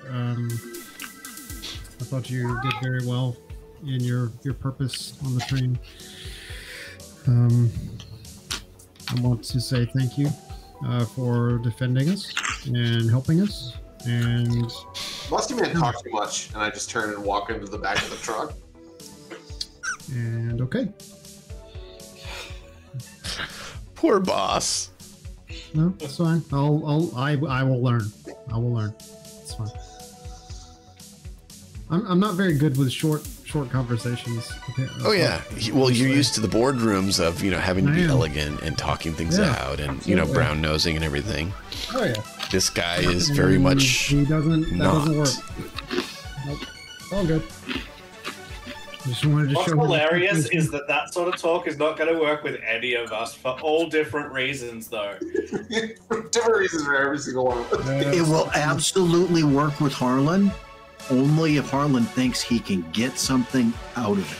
Or just turns his hearing off. It's so true. There will come a time whenever the asshole comes out. The asshole is not out yet. Nice. That'll be once he gets back to Night City. He's not in Night City yet. He's not back in the power base. 100%. I am not back in Night City. Not in my home. I am in a very inhospitable environment, and I am just trying to stay alive. And that's that. So Yeah. Anyway. Yeah. Yeah, absolutely. My cat thinks he wants me to share my pizza with him. Well, don't you want to? Yummy pizza. No. No share pizza. Bad for animal.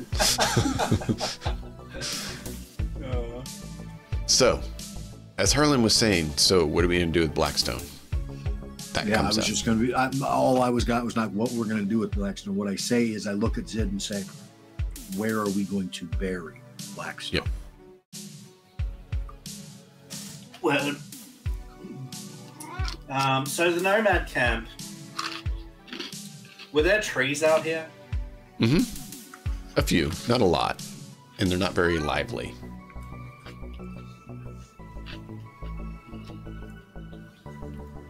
Think about the parts of Australia that aren't very close to water.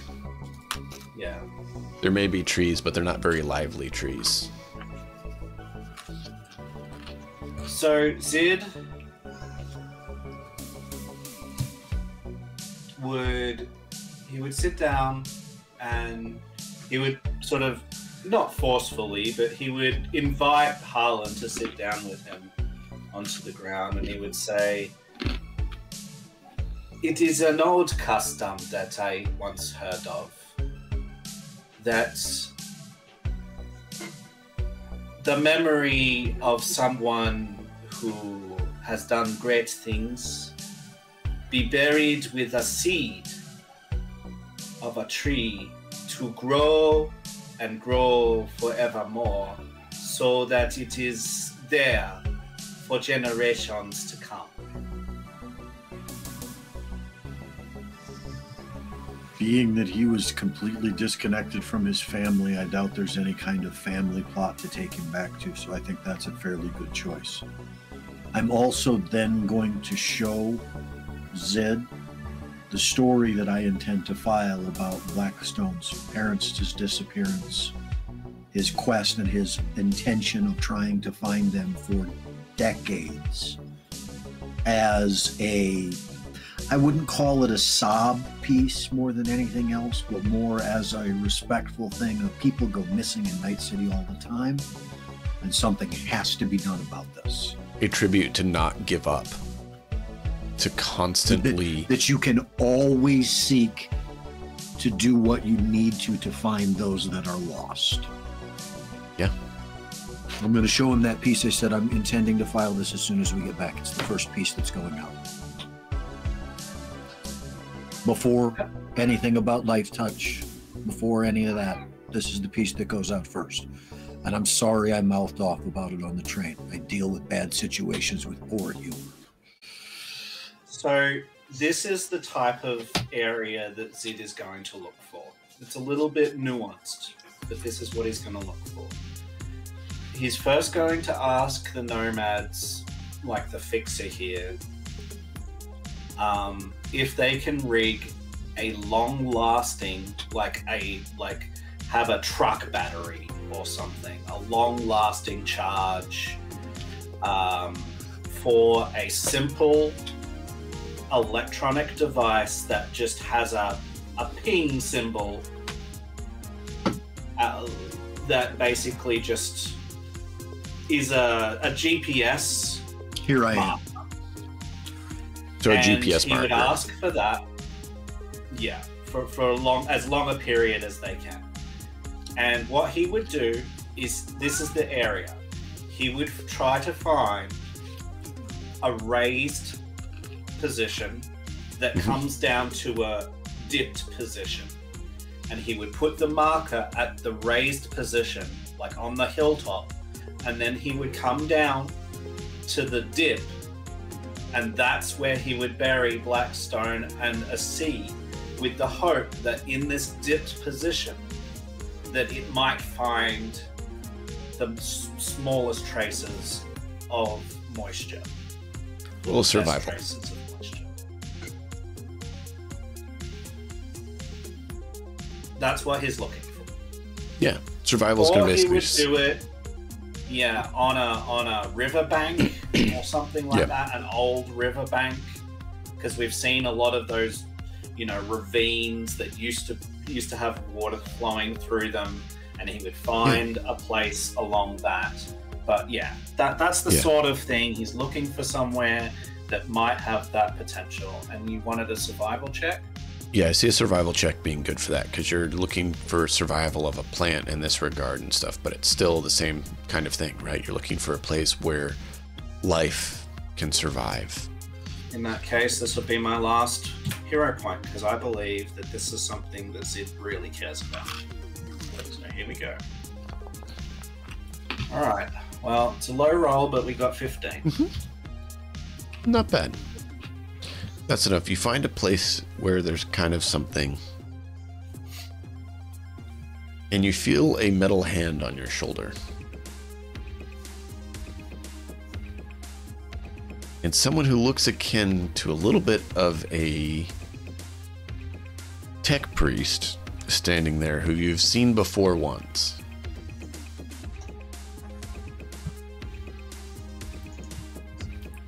Hey there, Zed. I take it this is the place you're thinking of burying Blackstone? I have looked a few places, and he will scan the horizon. He will say, "This seed, I would like it to grow so that if I do, when I do find his parents, I can send them here."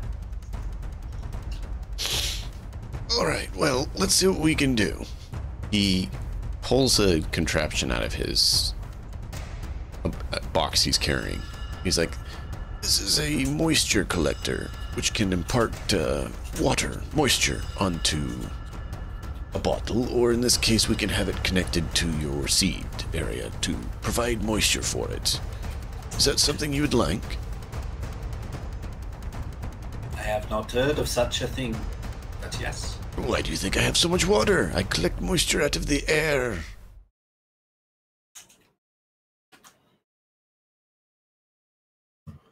That would be very much appreciated, man. Wow. And he shows you the radio and GPS beacon that the Nomads had. And he gets that all connected up with a power supply that is wind and solar based, so that it should always be able to be generating power with a small battery backup. Okay. And he's like, what kind of tree is it you'd like for Blackstone? I mean, he was a bit prickly, so a cactus? He says, like, in jest. Harlan, who is still there for that, will speak up and say yes. But that is true. However, in every circumstance where we needed something new, he managed to produce it. Something that produces something useful. Do you know cacti very well?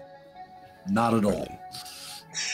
He hands you a pamphlet that has a particular cactus that he had found, and it actually provides fruit and water and life in desert conditions. And it's something that will survive out here well? I'm asking. It would. Well, he's like, technically this can survive in more places than here. This is actually fairly mild climate. But no, I was in jest. If you want a fruit tree, or do you want a hardy oak, or what? Because we can modify the situation here for most trees to survive, since we can manipulate things to your desire. What do you think, Zed? You knew him better than I.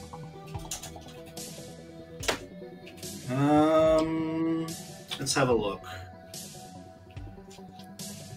Just having a look. Take your time. Because I know nothing about trees. And that's why I'm saying to take your time. I know how to cut them down. I did lots of that with my dad when I was a kid, and that's not helpful in this circumstance. So, I think that Zed is looking for something that definitely has a taproot, for one. Right? Like, it definitely goes, it's a strong taproot.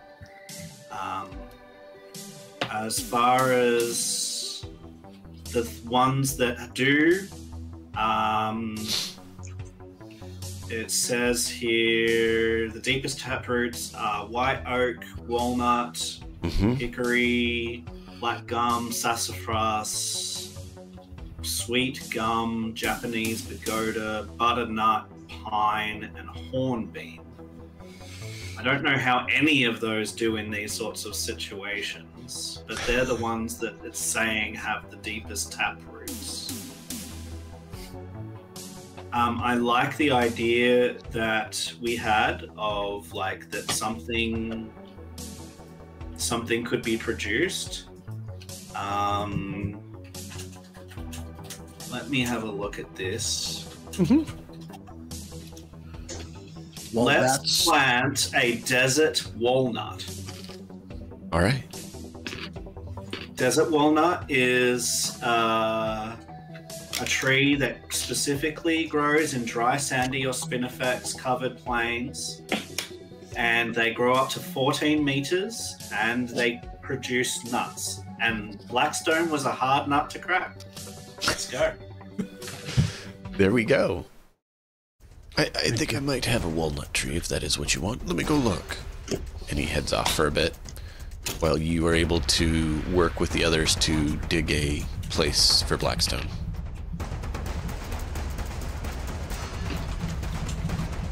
While that's going on and we're getting ready to do all of this, the first thing that Harlan would do would be to respectfully go through Blackstone's things.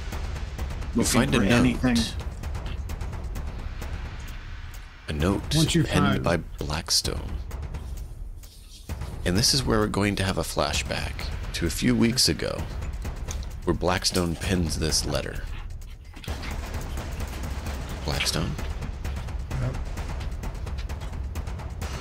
So you've had some near close death experiences and decided to pen a message, a will, if the worst should happen. What is it you put in your letter? So this is for me. This is taking place before we get on the train, like before we leave. Before we so. Based on what you said, it sounds like it probably happened not too long after the run-in with the rabies dogs. Yeah. Okay. So the night before we leave to go out on the train, I call everybody together. Me being the old guy. All right. So everybody, I wanted to get us all together before we left on this pretty big mission. I've taken some close calls, and I'm not a spring chicken anymore. So I decided a couple of nights ago to put together my last will and testament, and I want all of you to be witness to me reading this. If need, like we can bring. I'll bring the. Is the elder available to come and witness as well? If you want him to be, he can. Yeah. I'd prefer just so that a member of the Nomad group is there to witness. So I'm not super good with speeches or crowds, so I'll just read verbatim what I have written and forgive any jumps or emotions. Here we go. To whom it may concern, I, Lucas Blackstone, being of sound mind and body, do hereby pass on the following things to those listed below. Nora, my trusted sideline, will belong to Zidane Claus. All of my cybernetics, if they're recovered and installable, shall go to whomever needs them the most. They are not to be sold. All of my outstanding supplies that cannot be transported to Night City shall be left with the Nomad camp to do with as they wish. All of my clothing shall be donated to a local shelter in Night City to benefit those who need it most. To my loving parents, I love you very much, and I have missed you every day for the decades that we have been separated. I did the best I could to find you and reunite us, but I came up short. I'm sorry that I failed, but I trust my friends to finish the job and set you free, should you wish it. Thank you to those who accompanied me during this journey these last few weeks and months. Your companionship meant more than you will ever know. Keep your eyes ever forward on the horizon, friends. See you soon. Lucas Blackstone.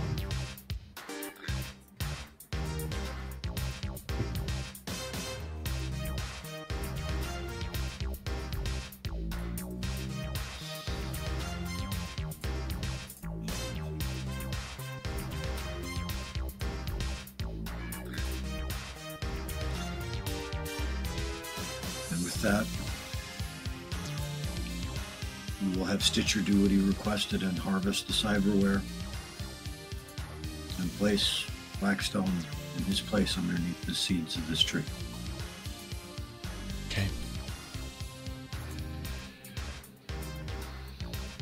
You guys take the stuff off him. They have the nomad leader.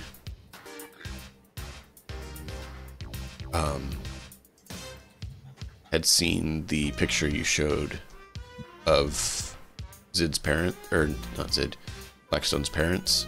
When you were in the camp there, he had heard about it. And he comes up to you and asks, while you guys are getting things ready, if he could see that picture. Absolutely. I'll produce it. He goes back into his tent, comes out with a suit very similar to the one that Blackstone's dad is wearing in the picture. Use this for him. Thank you.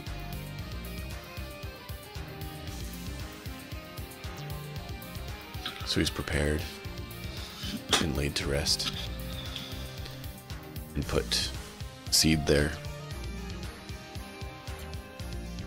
with the system to allow the tree to flourish despite whatever conditions are here, has the best chances to survive. Assign whatever humanity loss that requires. Okay.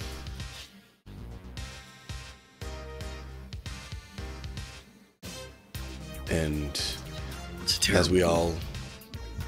For what it's worth, boss doesn't take any humanity loss for this.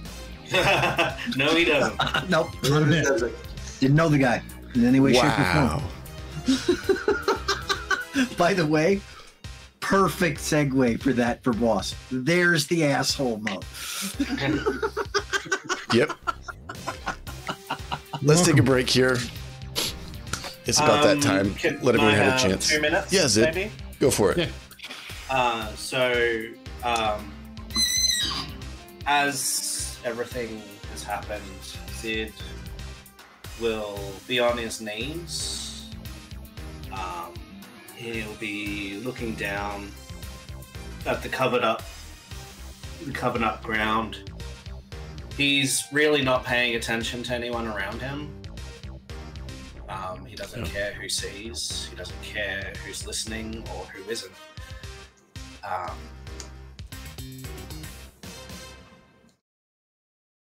He doesn't really know what's going through his head. He thinks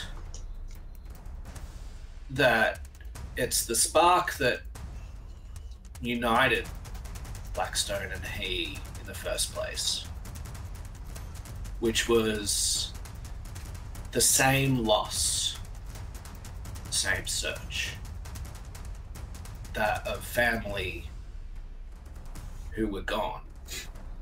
And Zid remembers when he first learnt that from Blackstone, and he remembers when he first used it against Blackstone. Thought about that earlier. He remembers being like, your mum would not be alright with you, is basically what he said in those moments. Yeah. And so that memory and the memory of the spark, the first spark, would be the clearest to him. And as he moistens the soil with his own tears, he would declare again that he will make sure that with whatever remains of his life, that in addition to sticking it to the man, he will find Blackstone's mum and dad. And the rest if he can. And hopefully be able to pass on how to say goodbye to them. And he would be there for most of the night, no matter how cold it got. Okay. And the scene would fade as the sun went down, with Zid still just doubled over on his knees. Yeah. Thank you. Yeah, I figured we'd take a break at this to let everyone have a chance to get control of their emotions again after all that, because that is a lot, losing a friend. So we'll be back in 5-10 minutes and wrap up with some more. Be sure to join us then. Thank you all for being here.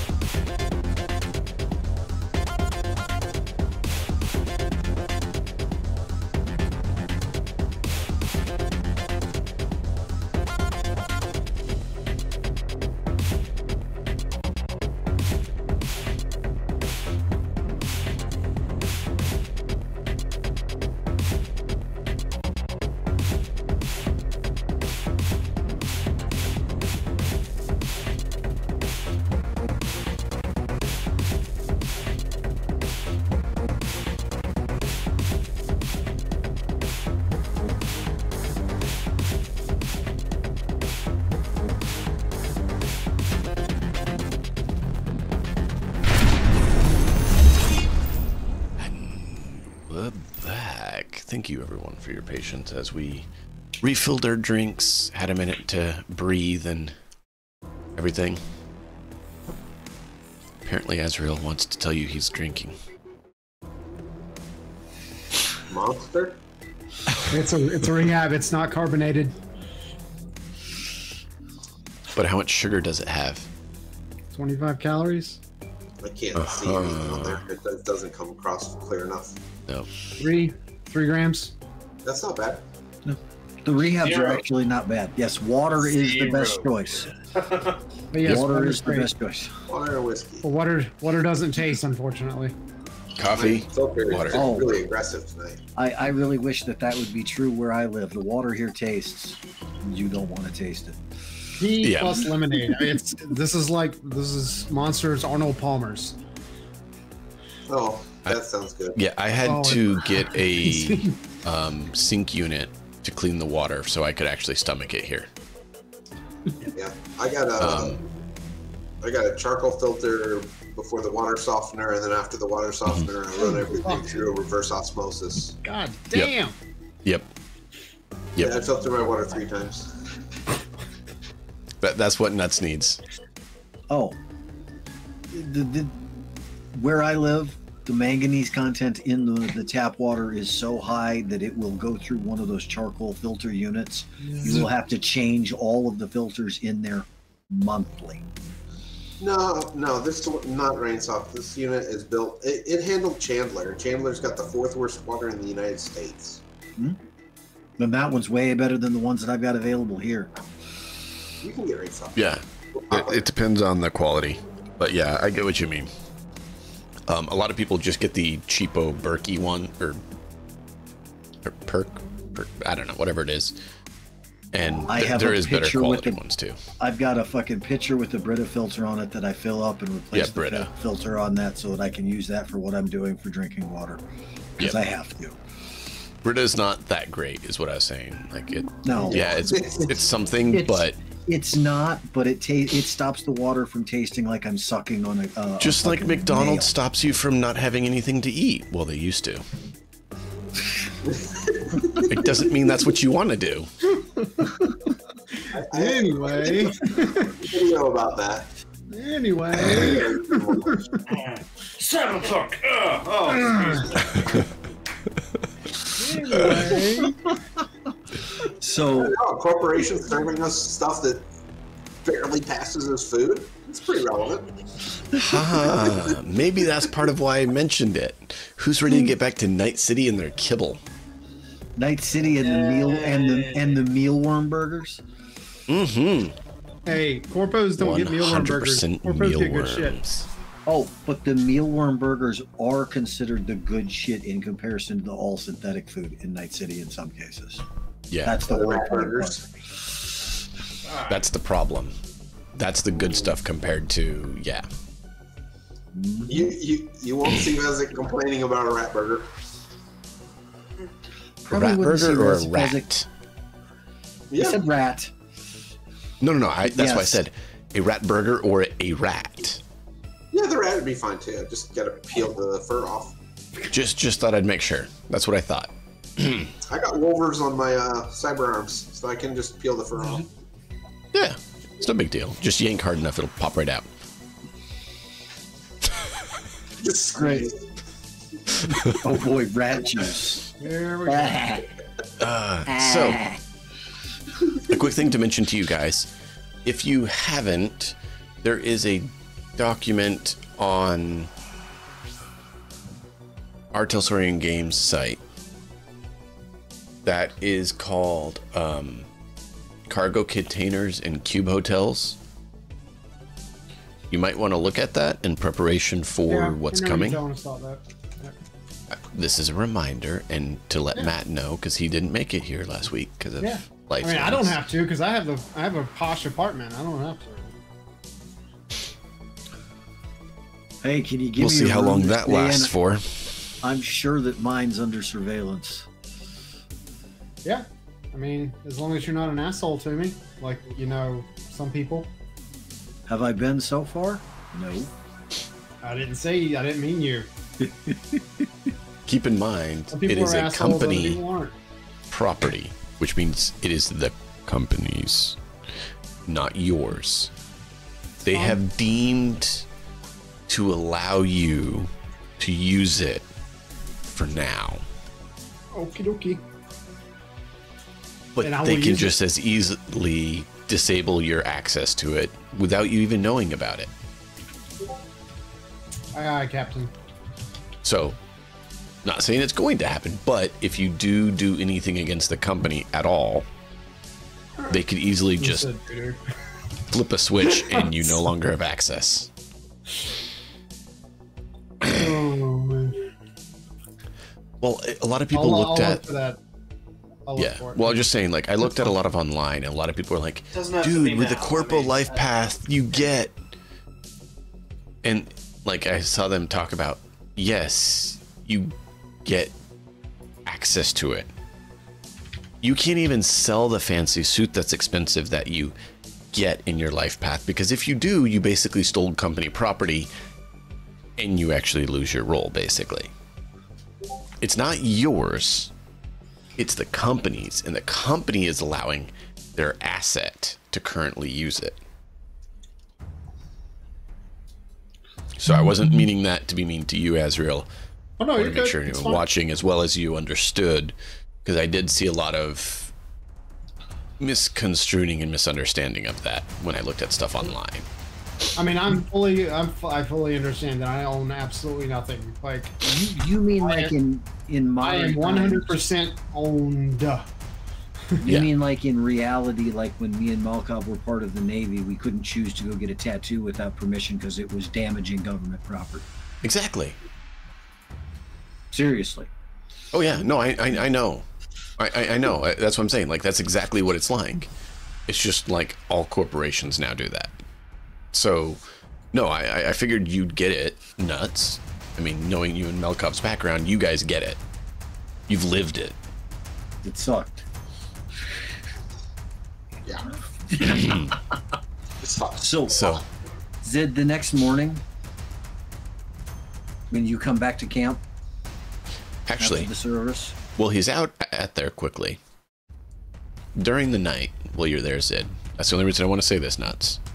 Before he gets back to camp, because it might change some things. It's getting very, very, very cold. Yeah. Then all of a sudden you feel warm from behind you. And you feel a blanket dropped on you.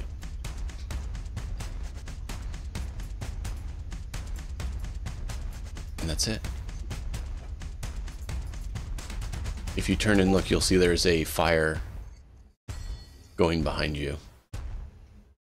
Some sort of heater burning something, blowing warmth on you.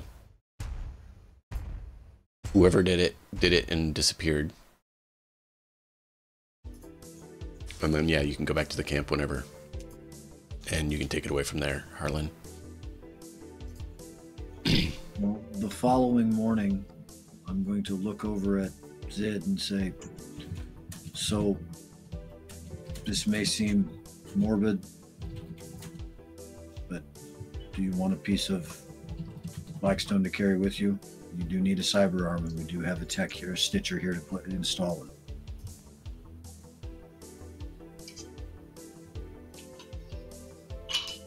Is it's the right arm? It is the correct arm. We verified that when that happened.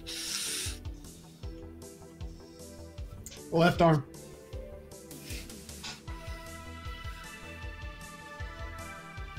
Right? Yep. It's the left arm for both. We had rolled to see if it was the same arm when it happened. And we're all kind of like, oh, it was the same arm. Yeah. Hey, Harlan. What color is it?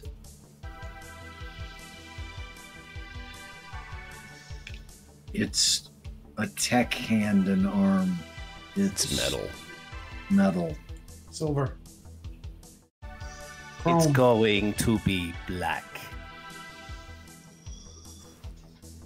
Okay. I mean, that's him saying, absolutely, I need another arm. Okay. So, I just thought I'd ask at that point. So time out. Sorry. I do want to say that if you don't you don't have to install the tech hand or the tech scanner. Like, you can hold on to that stuff, and someone else, like, if they happen to bring another tech in, that person can use that stuff. Just don't sell it, because he didn't want it sold. Everything I saw that. I'm not going to let it be sold. Yeah, I'm not. You can just hold on to it, put it in your inventory.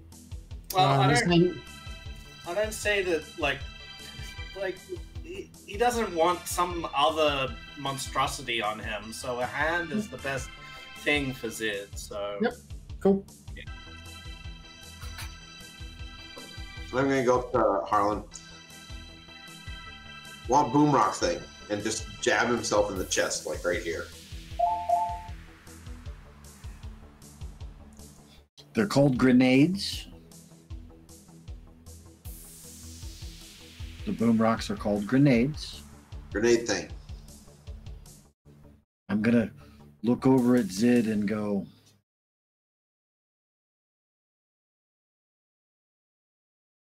I don't have access to grenades. Not out here. I cannot make any out here. I'll snort. I'm gonna stomp away, and then I'm gonna come back a few minutes later, and I'm just like manhandling one of the nomads, and he's got a bandolier of grenades. This nomad has a bandolier with shotgun shells, and he looks absolutely terrified, like he's about to be killed or something. Fezzik, please put him down. I will make you just jab him in the chest where the bandolier is. Ouch! Can't do it here. We might be able to order some in. Just time. Just patience. It's going to take some time, but we'll get you some. Hey, you know what? Yeah, and I kind of shove the guy aside as if I'm done with him. I saw you stand in front of me, protecting me from a shot. I will make sure you get those grenades. Okay. Because my character has, I mean, he's probably got a black market contact. He could maybe buy some grenades through in Night City, but not out here unless I'm going to get them from the nomads. And after Fezzik's manhandling of this guy for a bandolier of grenades, I don't know if they're going to be okay with him walking around with a bunch of grenades in the first place. I'm not quite so sure how okay I am with this, even. But I like my limbs attached. Get smoke grenades. I happen to know a guy. I just saying. Don't get. I don't want that guy involved. No. But he can do explosives. Yeah. We are going to go. Hey, at least Zed, you want me my newest explosives? I am going to look over at Zed and say, I think we should probably talk to the nomads and figure out what our scale of profit is on this. I just want to go. They have our number. I'm gonna go check real quick. What you guys are talking about, that's something that was said next week. The guy comes up and talks to you. So yeah, we were getting plans to get you guys to Night City. We do have some contacts on the outskirts that can get you guys set up with lodging, and due to the services you provide, that's one of the things we wanted to pay you with, if you're interested, is providing you with a place to stay that is probably safer than other options you could acquire, and could be set up and furnished and ready for you when you arrive. Is that something you guys are interested in? Absolutely. A secondary safe house, since mine's probably already compromised, sounds amazing. All right. So for all of you, or how many? Yes. Okay. All of us. I'm going to make that executive decision without asking anybody else. I'm just going to say yes for all of us. All right, and Chief was asking if there's anything else you guys need, because we're getting ready to move some of the product, and we could try to talk with the fixers there and get anything you guys need, if there's anything in particular you're shopping for. I know you guys need to heal up, so it's probably going to be another half week or so before you guys are ready to move, so let us know what you want, and we can see what we can pick up while we're moving stuff around. We don't have the final price on this stuff yet, because some of it is things we have never seen before to know the pricing on, but we will get your guys cut to you when we're able to. Well, that's fine, and we appreciate that. To be honest, the goodwill of your clan, in my opinion, is more important to me than the eddies that are coming in from it, because I think we can obviously work with you to make plenty of those later if need be. All right. Well, we appreciate it. Is there any items you guys need that you lost or need procured since the events that you undertook? Oh, I know one thing I absolutely need. Therapy drugs. I will see if we can get some. We don't have them on hand, but I'm sure we can procure some. Did any of you guys look at what my character sheet did after I failed that resist torture drug? You're right on the cusp. What are you at? Right on the cusp. 7 humanity. Yeah, I'm at 13. I was at 15 prior to that. Which is why the first thing he said the next morning after the wake was, hey, you want to put his arm on? See, rather than waiting several days. and for reference, boss noticed that, and he's started to pay more attention to your mannerisms and your decision making. Until you get this therapy stuff, like, he's gonna really start to keep track of if you're losing your fucking mind. I'm losing my fucking mind. He's not losing it. Losing it would mean it's not gone yet. Losing, not lost. Hold on. It's not my mind that's gonna go. It's my morality that will disappear. That's what I mean, but yeah, sorry. Yeah. I'm not going to be the ravening lunatic. I become the person that will, like, okay, now I find out your secrets and just ruin you in any way, shape, or form that I can, with no concern to whether that's good, bad, or sideways. See, the thing is, the difference between you and me is that I choose the asshole way. The, like, whenever you lose your morality, you don't get a choice. It's just, that's just who you are.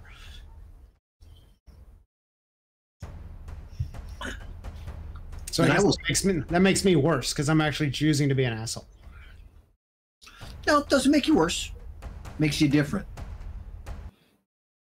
I choose to be a better person in a lot of cases more because I feel like I have a high and mighty cause that I need to do.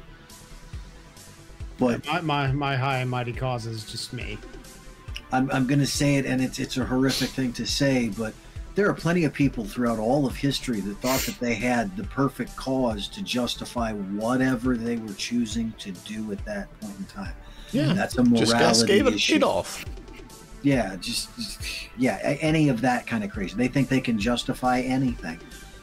The loss of my humanity is the loss of me caring about how I accomplish that, rather than whether it's just accomplished or not. I mean, because I could have ruined Life Tech years ago. I absolutely could have. But to do so would have done it in a way that is not based on what they've done wrong. Yep. I want them to be ruined by who they are and what they chose to do. That's true. And that's a big difference. Yeah, it's a difference in morality, and that's okay. Boss's morality is based around, I have to get the job that I've been assigned done. Yep. Now what happens if he loses? That is what matters. I know that. I recognize that. It's a corporate mentality, and it's one that a lot of people do not like. Yeah. So shit. Yeah. Fuck them. Fuck them. Eat your McDonald's burgers with people in it. Yeah. So, is there any gear that you guys wanted to ask for? I mean, I'd love some cyberware. Some cyberware? I mean, like, what kind of cyberware do I have access to for boss? That's a good question. Sense. I mean, not that like I don't want to like kid out or whatever. I'm just saying like there were some things that I was. There's some fuzzy bunny ears that you can get from Biotechnica. There's. You took the fucking headset off. That's perfect.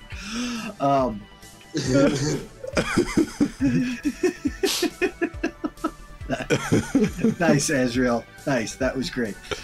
I'm gonna say it flat out for me.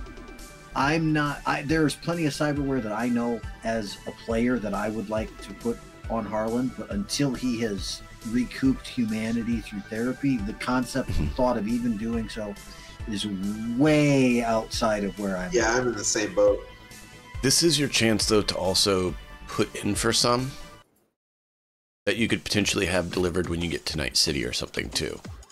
Because they're doing deals right now, so they're asking if there's anything they should look out for to trade in exchange for some of your cut, basically, of the train. Is there any sort of items they should keep an eye out for that you guys want? Yep. Your protection. So we just have to take it off boss.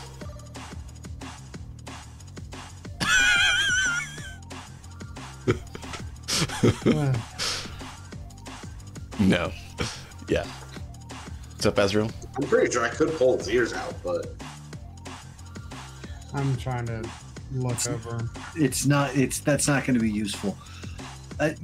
Keep in mind that as we move into this section of the campaign with the next chapter in Night City, one of the reasons Harlan's roll ability will actually become useful, truly useful, whereas it hasn't been prior to this. Yeah, you haven't even used it at all. I'm not in an area where I can. Exactly. I mean, what is he going to use it for? The only thing that I could be using my roll ability for right now would be credibility with the nomads for anything that I try to tell them. And I know I've already earned that from them. We all have, because of what we've done for them, because we've been an ally. That's less of me using my roll ability. The roll ability, once we're in Night City, will be useful. And Harlan's not a slouch. He knows exactly how Night City works, and he knows that as much as it might be slightly distasteful to him, having someone who is a corporate ally gets us access to a world that is outside of the fucking gutter scum that is where I will be otherwise. Yep. I mean, from a player's perspective, I want to get a level damper and probably radio communicator, internal agent, and gills. And nasal filters. Well, let's do this. Go ahead and get a list of things that you guys want that you would have asked the nomads for. And so the good thing about boss is he doesn't need therapy. He's at like 69 humanity right now. Yeah. So you want to do a full body Borg? No. No. Yeah, you need in excess of 70 for most of those. Which is why he asked him to do it at 69 so that he can get a cyber psycho. It could be fun. I mean, keep in mind, the maximum amount of humanity my character can get back is like 34 or 35 at this point. It's still not that max much. 44 right now. Yeah. Now think about that, guys. Think about how poorly I rolled. Very, very poorly. If Fezzik can get a much higher humanity total than I can right now. Yeah. Well, no, can your get maximum 28. is a hard number. There's no roll in the maximum. That's a hard number. He has 44. It's pretty much 2 per piece of cyberware with the exception of a few.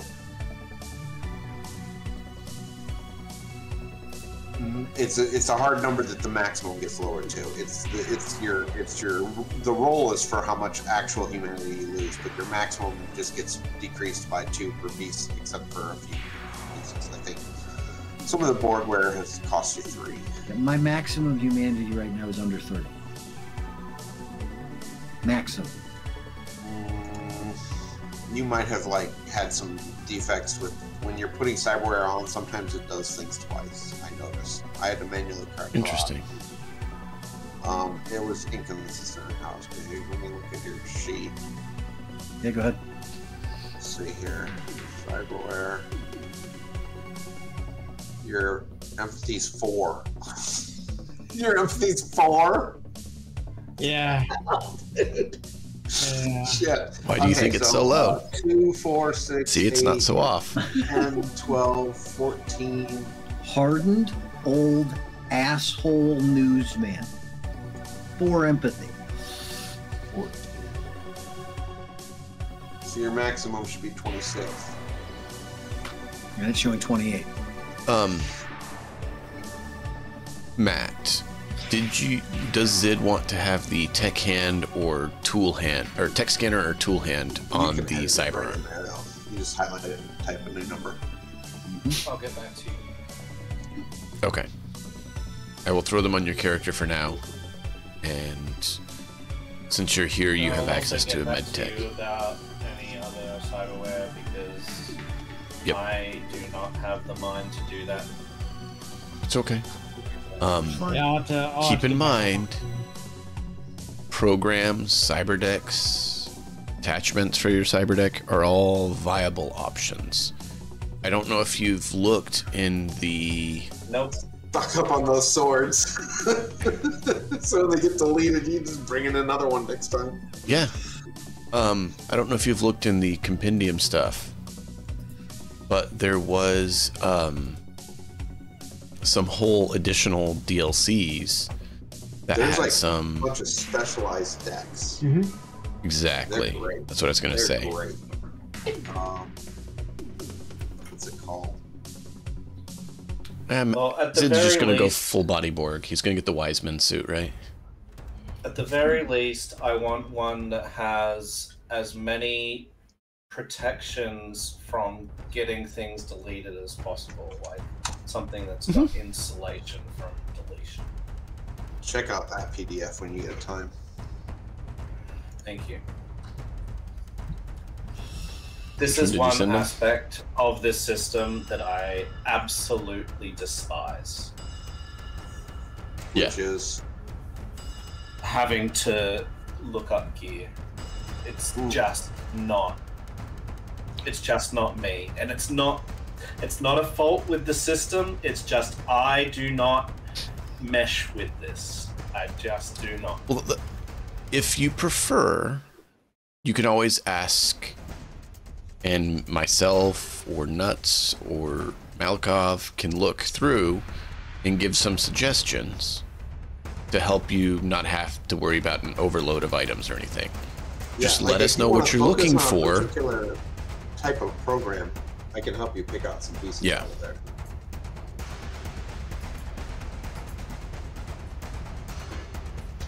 Here you go. The Hangry Dragon. Every time you install a Black Ice, destroy a program and it regains full res.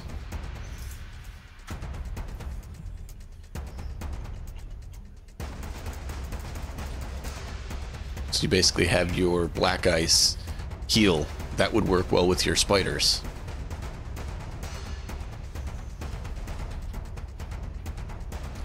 There's one that upgrades your zap. There's some that you can get that... I don't want to talk about it now. Like, I feel like game time is for game, and out of game time is for customization. Like, this is not okay to me. I will butt heads with you if we're going to sit here and talk about character customization when we could be role-playing. It's just I was just going to... Yep, no, you're good. I was just going to give a few suggestions on, you know, like, their styles, as always, pointing out.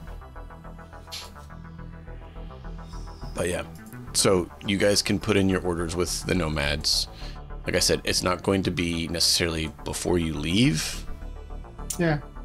But they can start looking as they're selling off stuff, because it's not going to be able to offload everything from the train at one night market. It's going to take a while to move that much product. Sounds good. Especially high-end gear. So they're asking to allow you to get product in kind opposed to straight eddies. Yeah, because it's just part of. Do you rather the eddies and then? Exchange. Well, the thing is, do you rather have eddies, or would you rather have what you need to buy with the eddies? You're gonna want to go find your own night market and deal with sourcing your own and that whole thing, or would you rather offload that to them? Yeah, totally okay with them doing that. Yeah, but exactly. Obviously, like Matt said though, we can obviously go through that on another night or something like that. Sit down, go through the books. Yep. If anybody wants to get together to do that or has time to do that at some other point, I'll be glad to sit with them as far as that goes as well to do that. But what are we going to do? It's going to be, like you said, half a week before those of us who are injured are going to be fully healed up. Yep. I was just about to ask, what do you guys want to do? Anything else in that time? Because you guys do have at least half a week here of recovery just for everyone to get back up and on their feet and mobile. Well, that's a question. I know Stitcher is here during that period of time. How long does therapy within this game session, within the game, actually take? A week. Okay. And that's after you take the drugs, right? The drugs are part of the week-long drugs therapy. are during. Okay. And then so there's standard humanity loss it's either 2d6 or 46 extreme humanity loss. Okay. And the thing is, Harlan probably needs to go with the extreme humanity loss. He does. I absolutely do. I do too. Yep. So, and that's 1 week of intense psychotherapy and sessions focused on direct and extreme brain reprogramming. Only mode possible. Basically sitting in a chair for 8 to 10 hours, just getting reprogrammed. For those of us who have seen Farscape, you've been sitting in my chair again. There you go. One of the best scenes in the entire series. Stark is one of the best characters in that series. Patient regains 4d6 humanity loss. Yeah. So there you go. 46. Keep in mind that I would still have to roll 21 on 46 in order to get all of what I've got lost. Oh, I know. I'm just saying, like, that's why you need to do the extreme. The standard humanity loss one is only 2d6. Yeah, I need like 2 weeks of the intense. So each piece of cyberware decreases your humanity maximum by 2. Each piece of Borgware lowers the maximum by 4. Yeah. So with that, Foundry just disconnected on me and reconnected. It's weird. I would like. So it is going to be a 1,000 euro bucks in that week, essentially, to get that done. So it's not a low end or cheap thing. No. Boss will do a let's see. It's not an exit interview. It's more like a debrief with Hiram. Okay. Not the whole week, obviously. It'll probably just be like you take a whole week to debrief. No, it's not going to be a whole week. Oh boy. It'll be probably a couple of hours every day, just like talking through like different parts of. I've been in these meetings recently. Different actions taken. You are awful. You're going to subject him to this every day for a couple hours. Holy crap! Have you met Boss? This would make. Did you say have you met Donkey?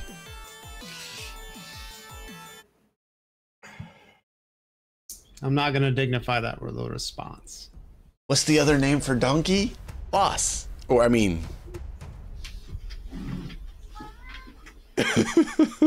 DM? Yep. Let's see. Oh, oh, look at that. Womp womp. Awesome. You know what I well just done. guaranteed, right? I know Azrael has enough points to put me in that onesie. It's the next time I'm streaming, I'm going to be wearing it. Yep. So you just need to make sure there's a cancel last. It's no, there's not. So it's not going to be like. So Hiram has done these before. We've gone through these many times because I do them after every time we take a trip. It's and he's used to them. He's not. They're not like a shock. It's not like a surprise. If anything, Hiram's like. I mean, neither is chemo when you have terminal cancer. Puking and feeling like you've just puked broken glass isn't fun either. Sorry, Azrael, keep going. So how does Hiram? No. It's Hiram, Hiram would be used to him, but yeah, it. And they don't go bad. They don't go poorly. So whenever I have like my one-on-one with my manager, I'm paranoid and I think I'm gonna like get the worst. Like it's gonna be terrible. But they always end up. I've only had like 2 or 3 in my 7 years at my current job that didn't go super well. And critical feedback, take it and go. But for the most part, like all the times that I've done a performance review with Hiram after these jobs, they've gone really well because he's exceeded my expectations every time, and this really wasn't any different. So most of the week is going to be good points. He is the type of person. Boss is the type of person to start with the bad news and then go to the good news. So the first day, so we're gonna do 5 days, 2 hours a day.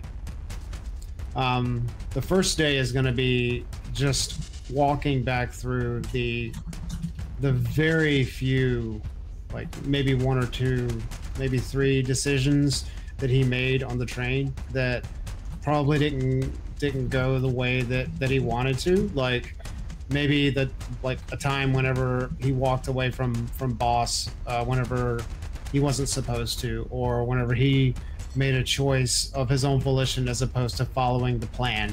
We're not really like, we don't really improvise very well. Like we're very in sync, and there were a couple of times that he and I were out of sync, and boss doesn't really appreciate that.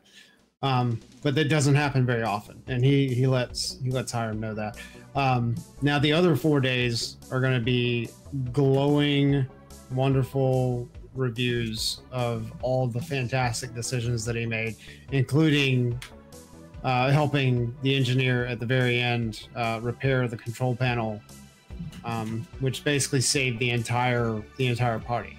Yeah, the crash and burn at the end would be bad. So that is bad. That is the cherry on top another of death the save banana. had to be made. The cherry on top of the banana split that was his time. The only problem with the banana split was that the ice cream was a little melted. That's it. So that is my summary. I thought the cherry had slid off days. the top. Oh, you thought wrong. So, for that week period, Harlan's going to be attempting to write stories and trashing them immediately thereafter.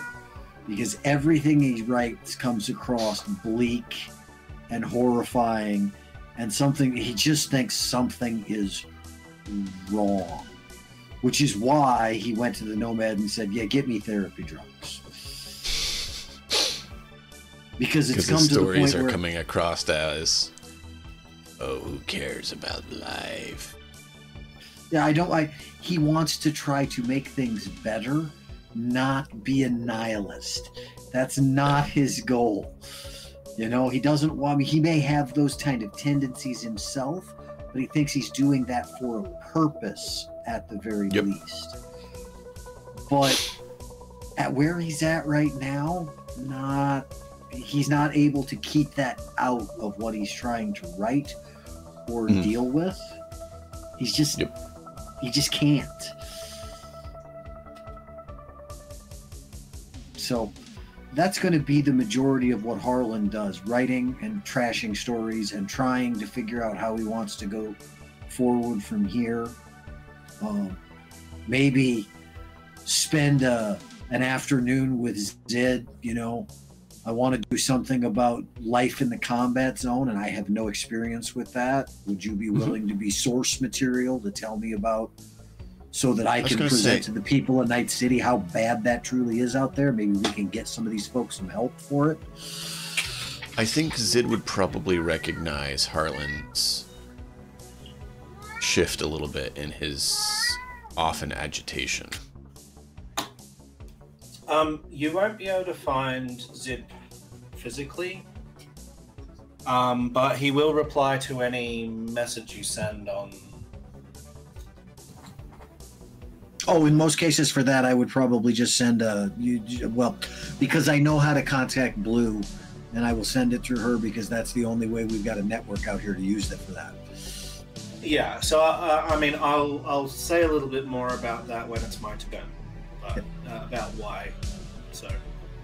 Okay. But yeah. But that's basically Harlan. He's trying to figure out how to write stories, and he's realizing that something's wrong with him. All right. Too many severed hands, too many severed legs, too many people toothpaste tubed out the side of a train. Not to mention, there's only a couple. Having to bury someone who was his friend, even if he'd only known him a short time. So what you're saying is you're right on the edge of the abyss and looking down. I can see my house from here. This isn't good.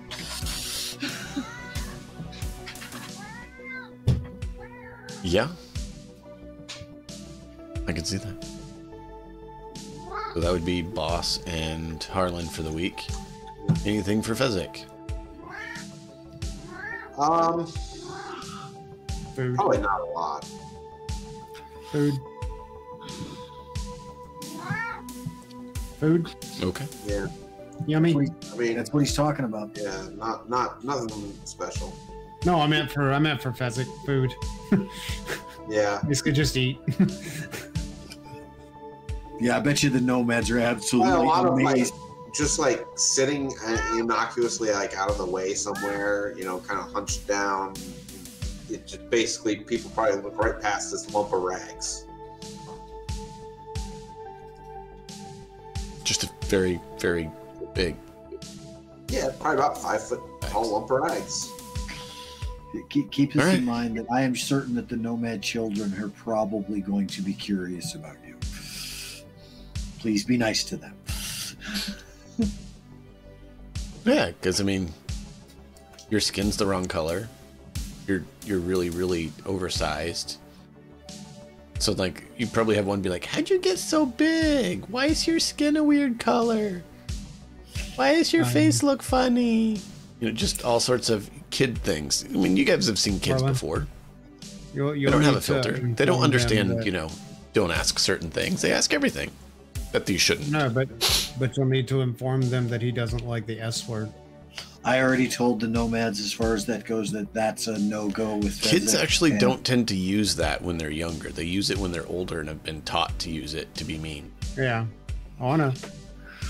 And unfortunately, if those older kids use that word, they'll find out why they don't need to use that. Probably about 90 to 95% of questions will get more than 95% of questions will get a huh or a shrug. Why is your skin that color? Use the S word, and then you'll get smacked. You know, I don't see Fezzik smacking someone that he doesn't consider a threat, even if they make him mad. All he's going to have to do is just roar at him once, and they're going to run. Okay, that's fair. I don't. If he's not somebody who's a threat or any kind of, why would he worry about it? Just scare the children off. They won't come back. That's fair. And most of the questions are just going to be like a shrug or a huh, depending on whether I understand the question or not. Like, why is your skin that color? Shrug. Where's your mommy and daddy? Huh? That'll be a huh.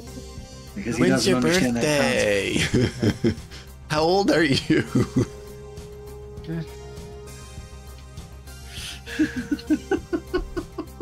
Yeah. They will get very, very little information. Oh, they don't stop though. Have you met kids? They don't stop. They don't. The 6 that you had to watch today? You said today, right? Yeah. Yeah. They weren't too bad, luckily, but it's still a lot. Trying to keep track of. Mm-hmm.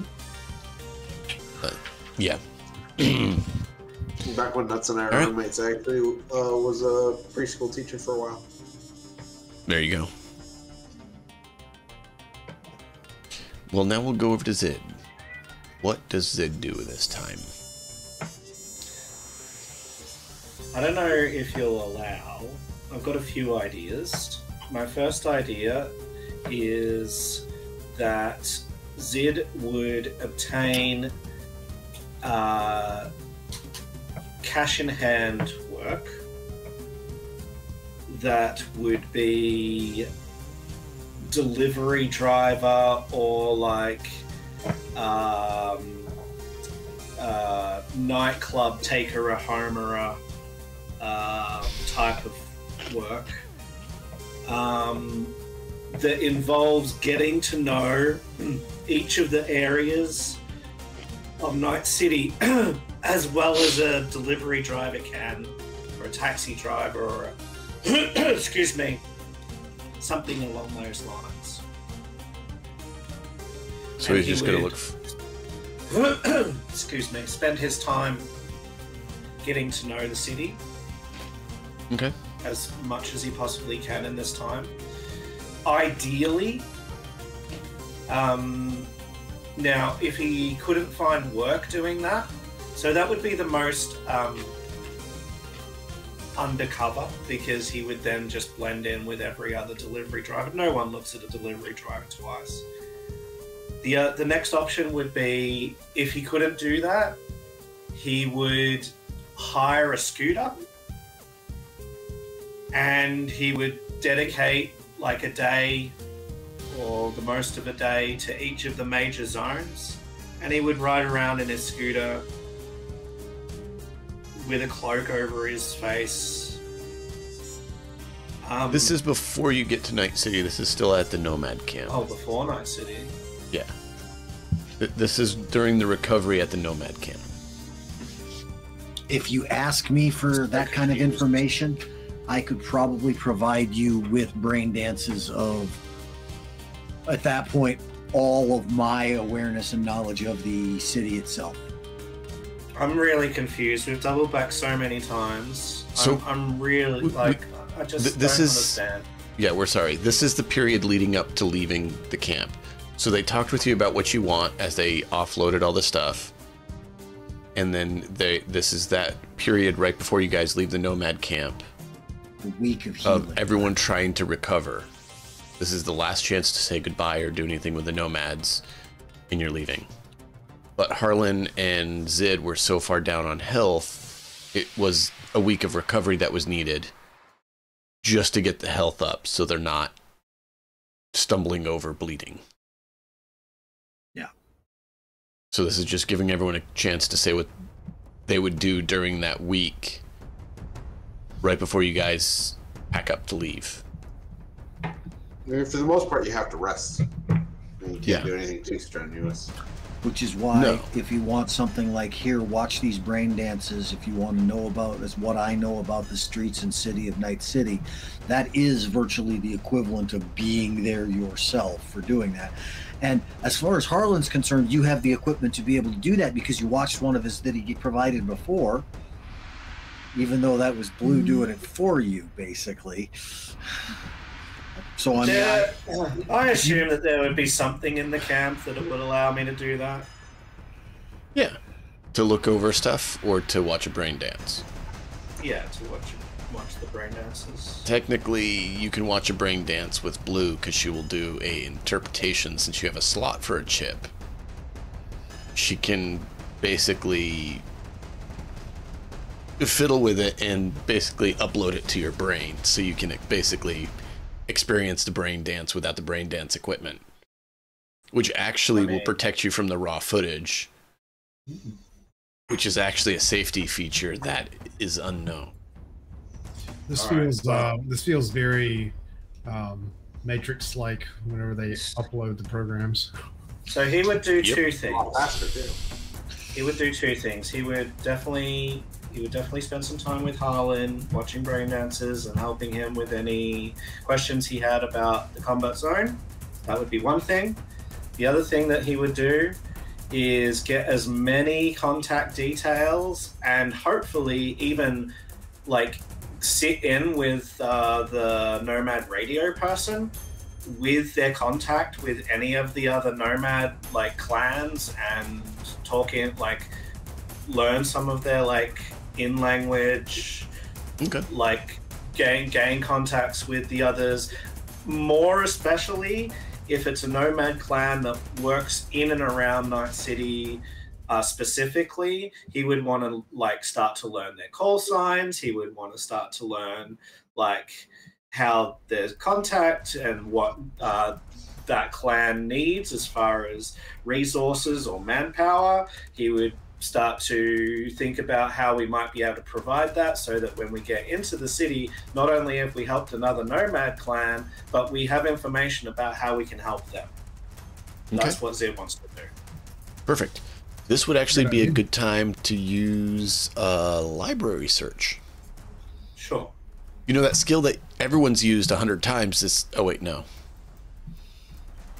Well, I've used up all my luck. I mean, well, no, so most of your luck was used in the flashbacks, right? Do you want to give him those 2 points this back? Session. Okay.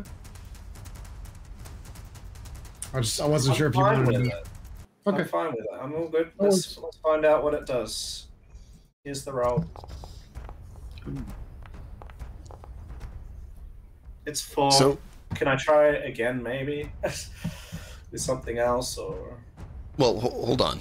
So that was your ability to find it on your own.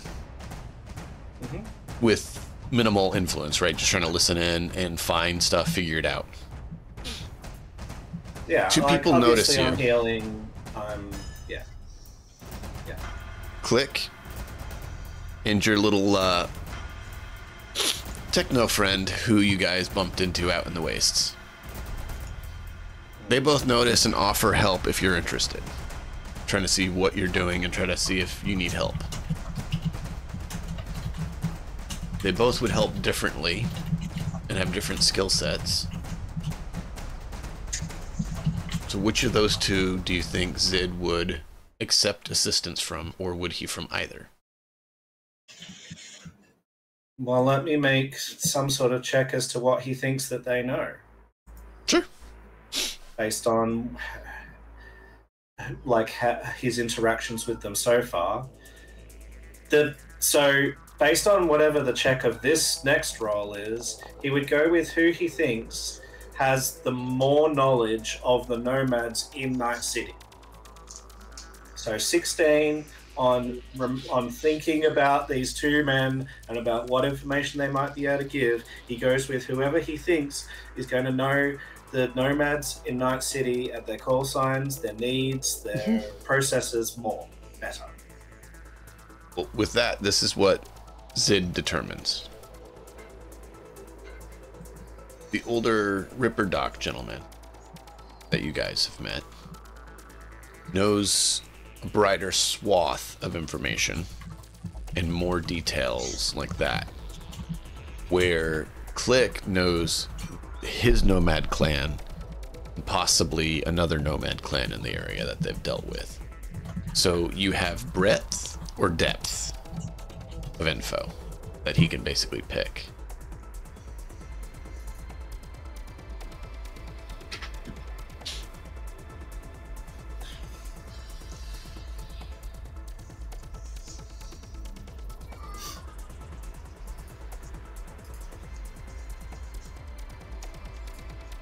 I don't. Do we think that Zid is details oriented?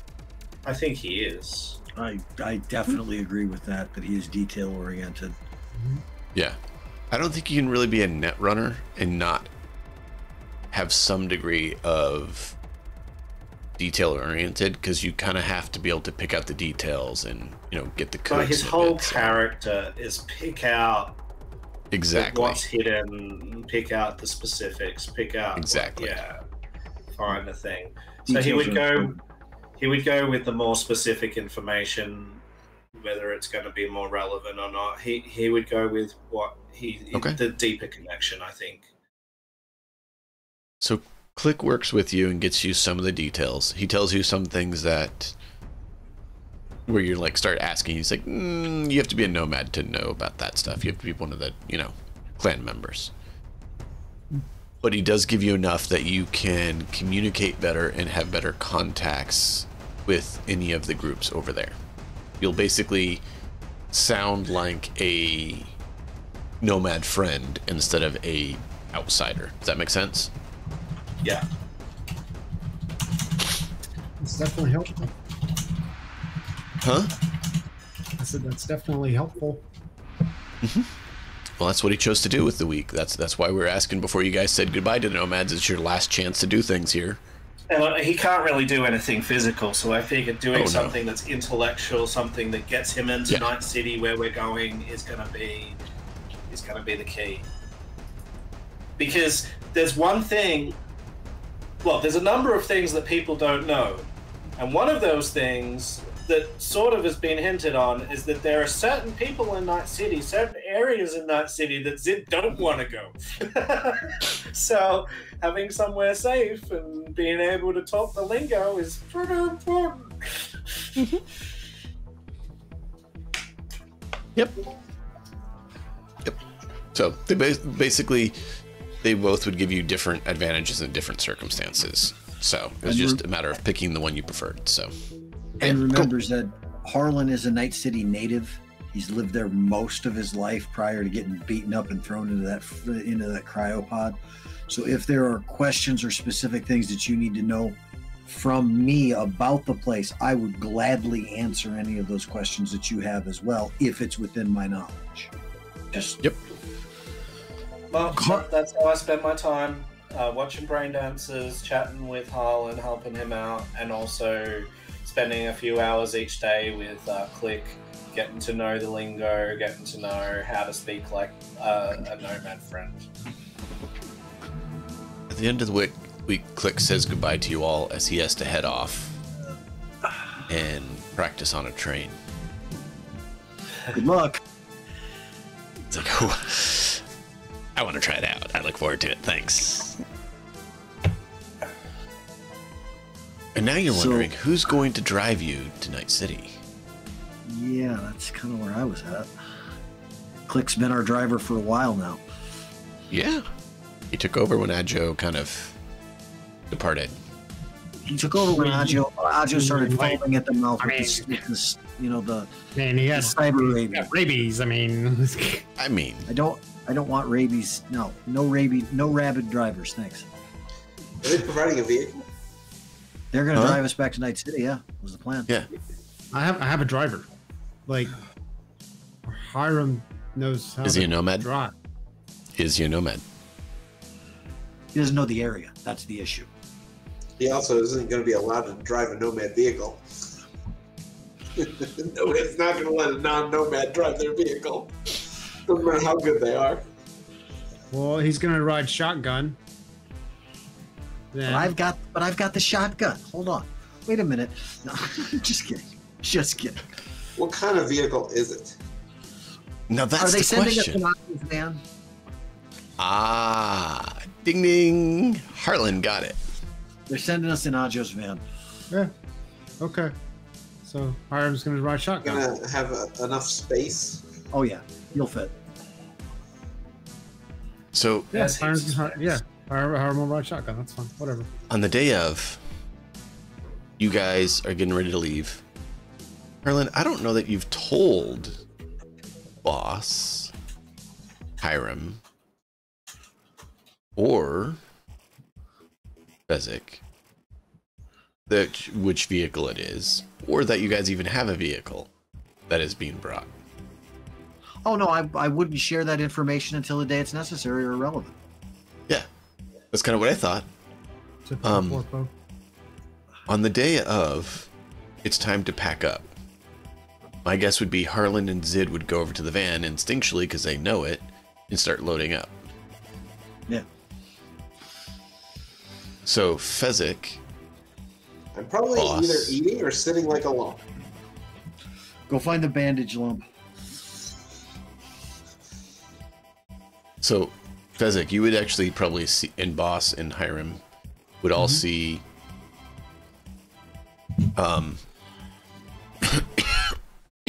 excuse me, sorry. Harlan and Zid move over to this van and start loading their stuff in.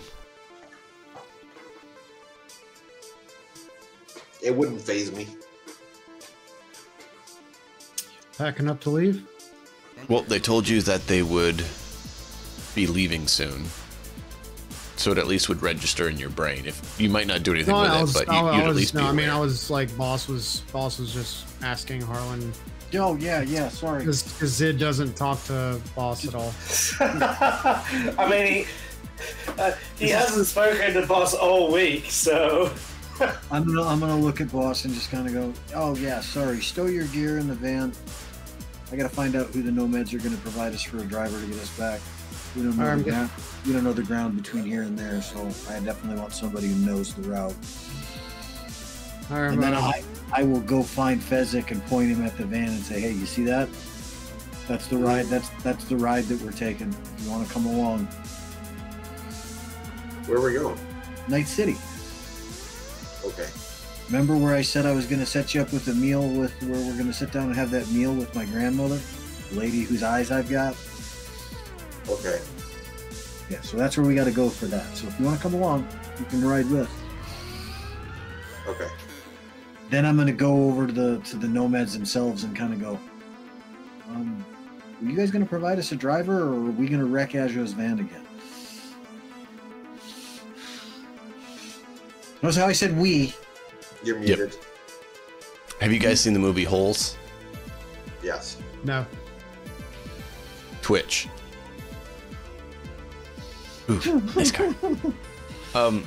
Imagine God. He got a little bit older, and he's a nomad. So he's like, hey guys, yeah, yeah, he said I can help you guys get to Night City. I'm ready to go. You guys ready to go? Got this. This is Boss. Sir. Yeah.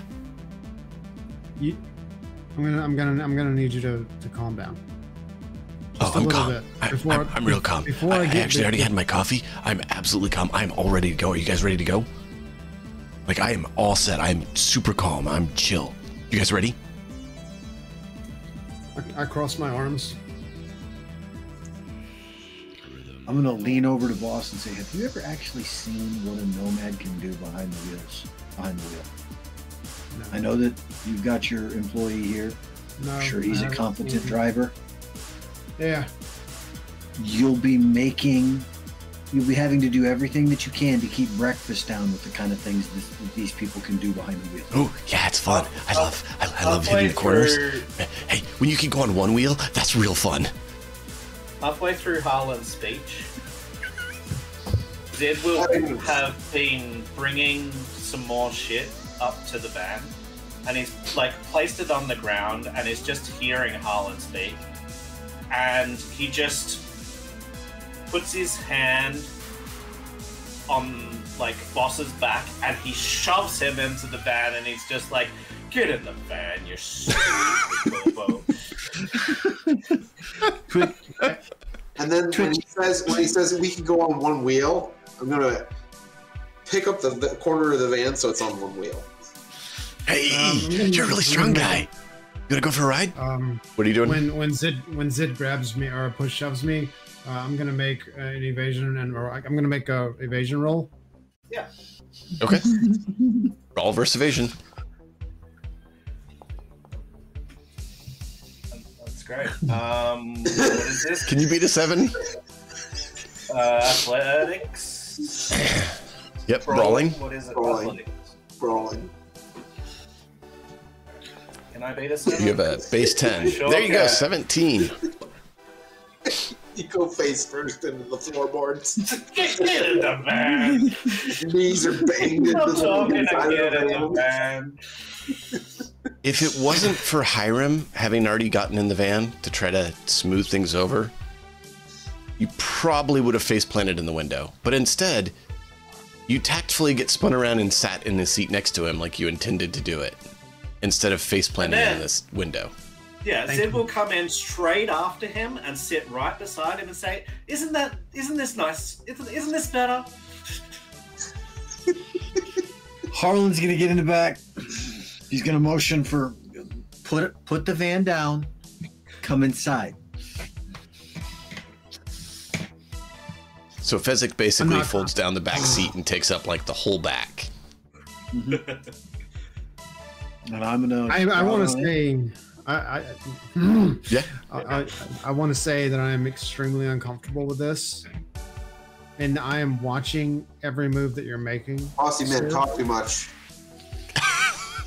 Close the door, stretch back out, and go. I'd suggest you try to get as much sleep through this as you can, because if you watch how he drives, you're going to be terrified.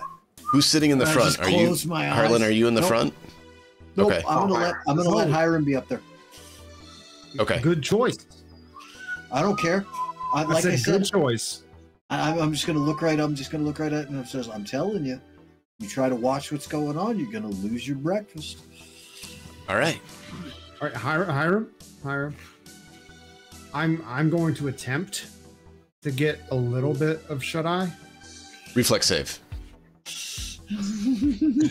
So it's going to be a athletics or endurance. All of us? Yeah. Athletics.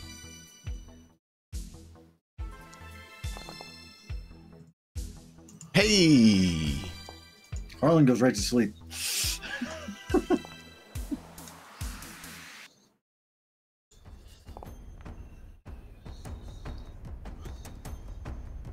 Did you intentionally leave the F off? Yes. For Fezzik? That is hilarious. I love it. That added luck really helped. All right. You all managed to catch yourselves as the van lurches into a peel out and just zooms off like a bolt. I catch myself, but I catch myself directly in Boss's lap. Like I am sandwiching him into the side.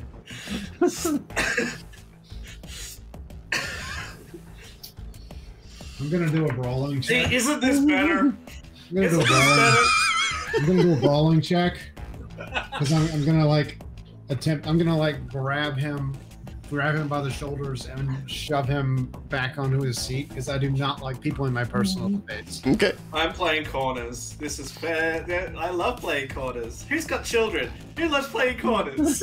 No, I know corners.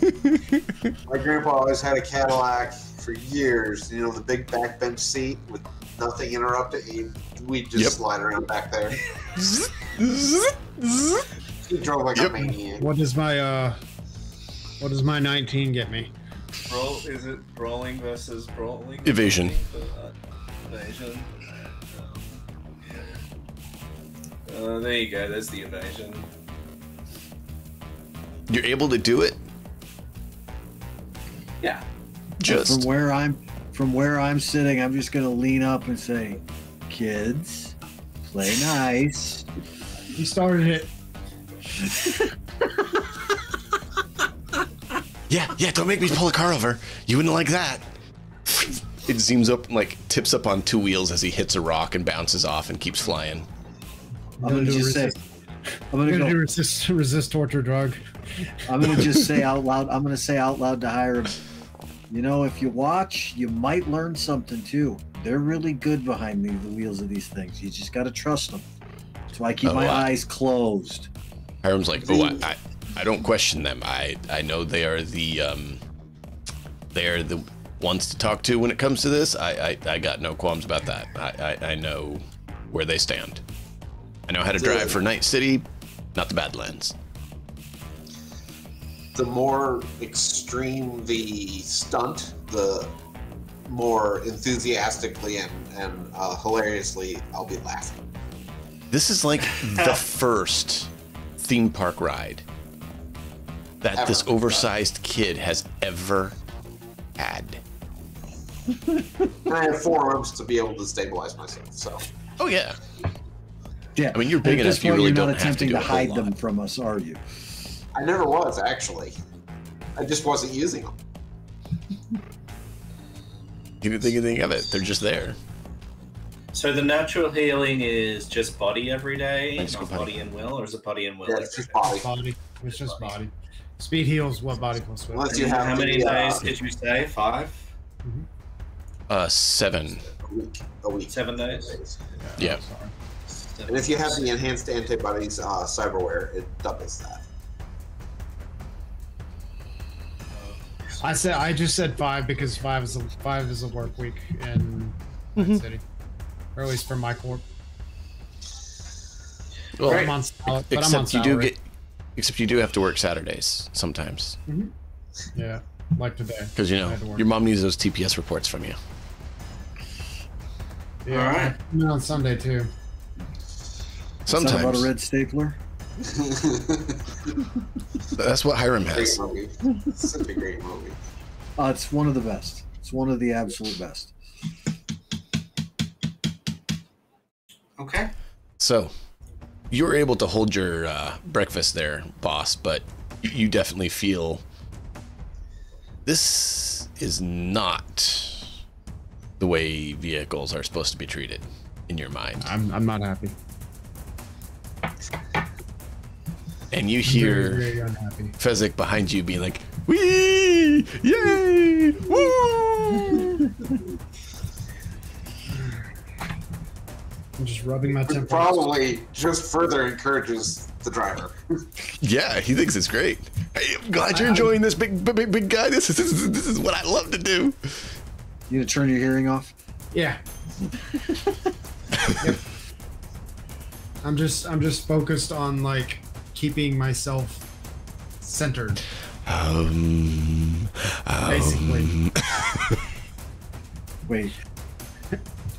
Does any okay? So, Schitt's Creek. Anybody? I haven't seen I've it. seen some of it. So, David. Like I don't remember any of the characters or anything. damn it. Okay, it's fine. I've seen. I think part of the pilot or something. Yeah, no good. It's no worries. I'm not a TV guy, to be I don't honest. watch TV unless I watch it with my wife, and she didn't like it. So. No worries. All good. I will say there are definitely some shows that are worth watching, but He's just okay. So he's really particular about his environment and like what happens and being very controlling. And I feel like that is exactly the way Boss feels right now. But he has no control. None. So he is going ape ape shit. Yeah. Yeah. He's about as far from control as he can get. Yep. Yeah. Whereas Basically a hostage at this point. Harlan has reached the point within his own setup that he's been so totally out of his own control for a very long period of time that he's just like, you know, if the Nomad crashes and kills me, I don't have to worry about anything anymore. That's where he's at. He's like, I just don't have to stress on it anymore. It'll suck, but Yeah. It's true. That's very true. So, I jumped over to this so you guys can see now. Do you remember how long it took you to get up to Santa Rosa from the Nomad camp? no idea. Don't remember. A couple hours because Shane flew out there in an AV. Yeah, but that's not driving. Hold on. Yeah, that's a little different. Asshole. But Isaac has no clue because time? What the fuck's that mean? Right. It took a few days to get up to Santa Rosa from there. So if you look, you get over, even if you take the highway, it's going to take probably 4-ish days driving normally to get to Night City. Even if we go through Fresno? Yeah. Oh, no, never mind. I mean, if you want to cut across all terrain. That's never mind. I thought that was like a road. It's not. It's a border. No, never mind. That is a border. Never mind. Between the south and north sections. It's fine. The free state of South California and North California. Okay. So with Twitch driving, how long is it actually going to take? Because he filled up 2 days. He does have to stop once to refill. Oh God! Holy ball!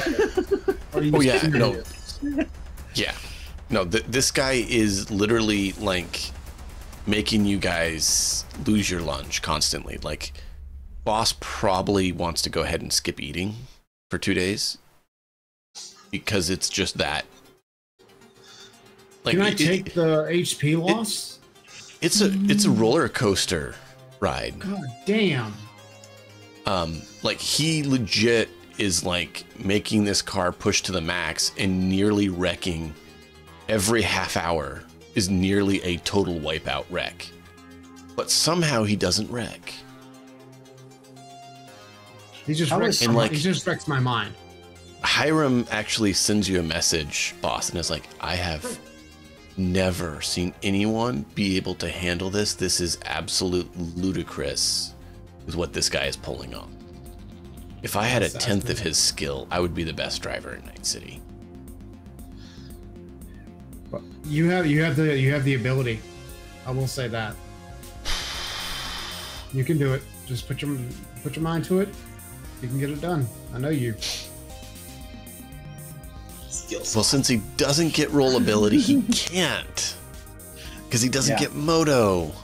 There is nothing for driving quite like a Nomad. It's one of the reasons why. Yep. It's everywhere. You can get skills off to try and replace some of it. Even with the best of the skill soft that you can get, the way that you end, because moto gets added to the rest of driving, does like that. It is ridiculous. If you've got one that is focused that all I do is drive, they are fun. Yeah. Well, just think about Adjo. He was an entry level, a bit focused on driving. And he was still pulling stunts that you guys are like, wait, what? Because with his roll ability of 4, he had a base 16 in land vehicles. Yeah. As an entry level. Oh, it's all good, man. We understand. So, that's the thing. With that roll ability being added to any driving check, including driving checks you've put no skill in, it means by default your moto skill allows you to be skilled and trained in every single type of vehicle. Period. Mm-hmm. It's absurd. But that's exactly what they're meant to be. It's also one of the reasons why making friends with the nomads that we have so far is a good thing, because if we really want an insane driver to get us out of something, we can actually have somebody who's capable of that. When we don't need that kind of an insanity like that, totally okay with Hiram's calm method of driving through Night City.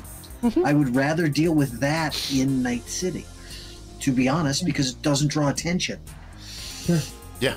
Whereas the nomad who decides to go on 2 wheels to get past the city bus and drive half on the sidewalk to do it will have the fucking Night City Police Department up our ass with a nightstick in about 2 seconds flat. Yeah. Okay, we can squish them. Yeah. You never run out of them is the problem. We don't have any drugs, right? No, not really. Nothing that we can nothing I can take to knock me the hell out. You don't have a med tech right now. There's an exit. Yeah, I was going to say, there's a great truck sitting right opposite you. It's called Mr. Fist. So Stitcher stayed with the Nomads. Yeah, I know. Stitcher stayed with the Nomads. Honestly, like, so Zid, if you can knock me out, if you can smoke me and knock me out, I will be very happy. He goes, why are you looking at me, man? I'm not the one who can do that. I don't want to get my neck broken by our friend in the back. You're not going to break my neck. I mean, I don't promise anything. I mean, I mean, no offense, but like, you're not that big. Like, you're not gonna hurt me. You're just gonna knock me out. Oh, wait. There is a simple solution to this. Here, Zed, can I have one of your sleep grenades, please? Hopefully the driver's I'm gonna do it for the whole car. I'll take that too. Yeah, you can have a sleep grenade. Thank you. Sounds good. No worries. I'll be right back again. I'm looking at it going, now how do I modify this into a vape style thing? I have zero skills in this whatsoever. Blackstone could do it. Yep, I can't. So I'll see you looking at it, and I'll like lean over your shoulder from behind and hold that. Pull the pin. Yeah. But I want to make it so that he can just take a breath out of it, not let it all out. Can you pull the pin out and put it back in? No, once you pull the pin, Mr. Grenade stops being your friend. Which, by the way, is in the Army training manual for how you handle grenades. It literally says when you pull the pin, Mr. Grenade ceases to be your friend. Yes. I will. I will. So get it away from you. So Hiram has his gas mask, or like we all have gas masks on, right? Oh, I'm not wearing it if I wasn't going to be actually using it. I don't have one now. I'm not kidding. Like, I want to use the sleep grenade to put me out. We'll do that tomorrow in the morning. It only lasts like 10 minutes. That depends on how many doses of it he gets in his lungs, and that's part of the reason why I want him to be able to use it like a vape, like he was fucking pulling off of a fucking vape cartridge, instead of so that every 10 minutes he's like, trash bag and some duct tape. He's not gonna let us duct tape a trash bag around. Nah, it's fine. I'll deal with the queasy feeling. I just won't eat. It's fine. So, you guys tear through this area. 2 days to Night City, huh? Ludicrous speed. Through hellacious. You've seen Spaceballs? You guys absolutely went to plaid. I'm gonna look out the back and go, look, Tartan.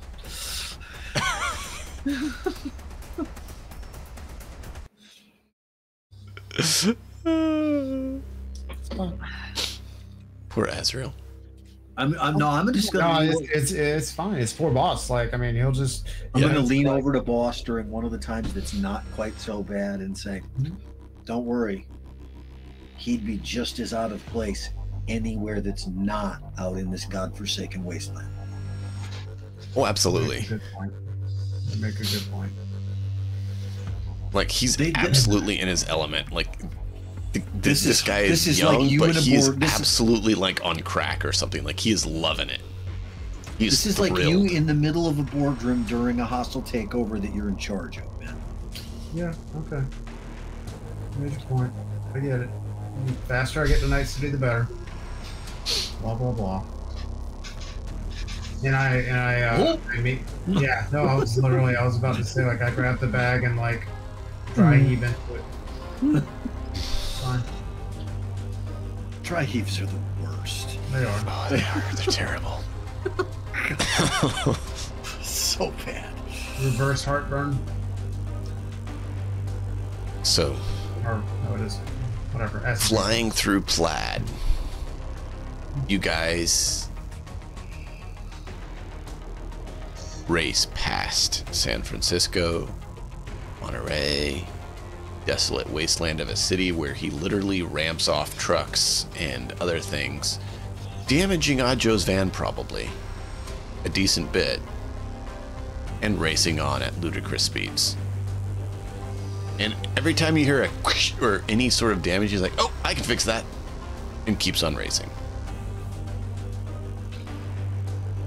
Well, after about the 5th time I've heard the, oh, I can fix that, I'm going to lean forward, kind of crowd through the seats and lean up so that I can lean in and say, you know, Ajo put me in charge of this van and he told me to skin anybody who doesn't fix it. Well, it's good I can fix it then.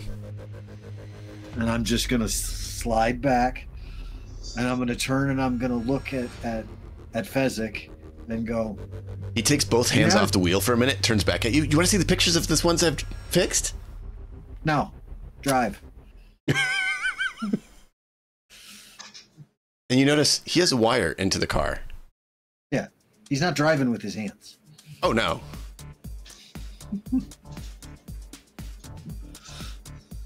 Hands are there for looks. He's wired. Yeah. Is the steering wheel moving?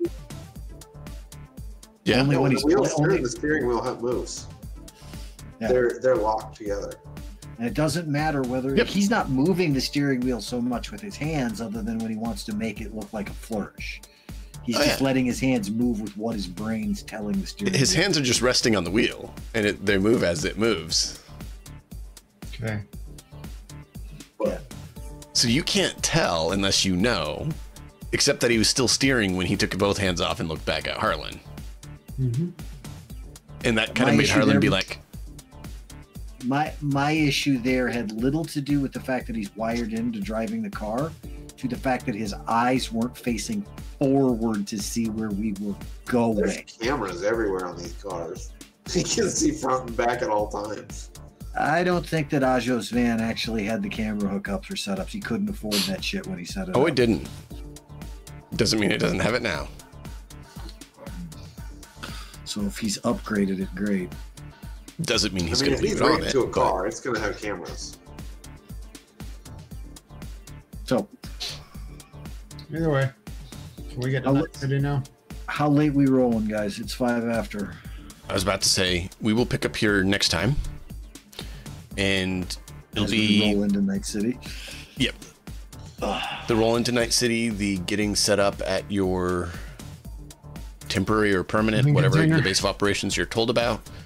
And we'll see where it goes from there. Think about what you guys want to accomplish before we start the Night City chapter.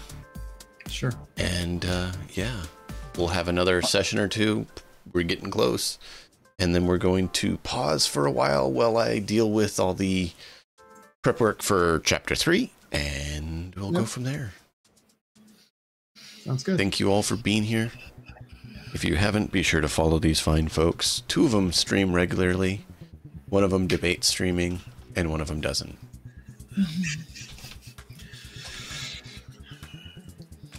Sound about right, Azrael?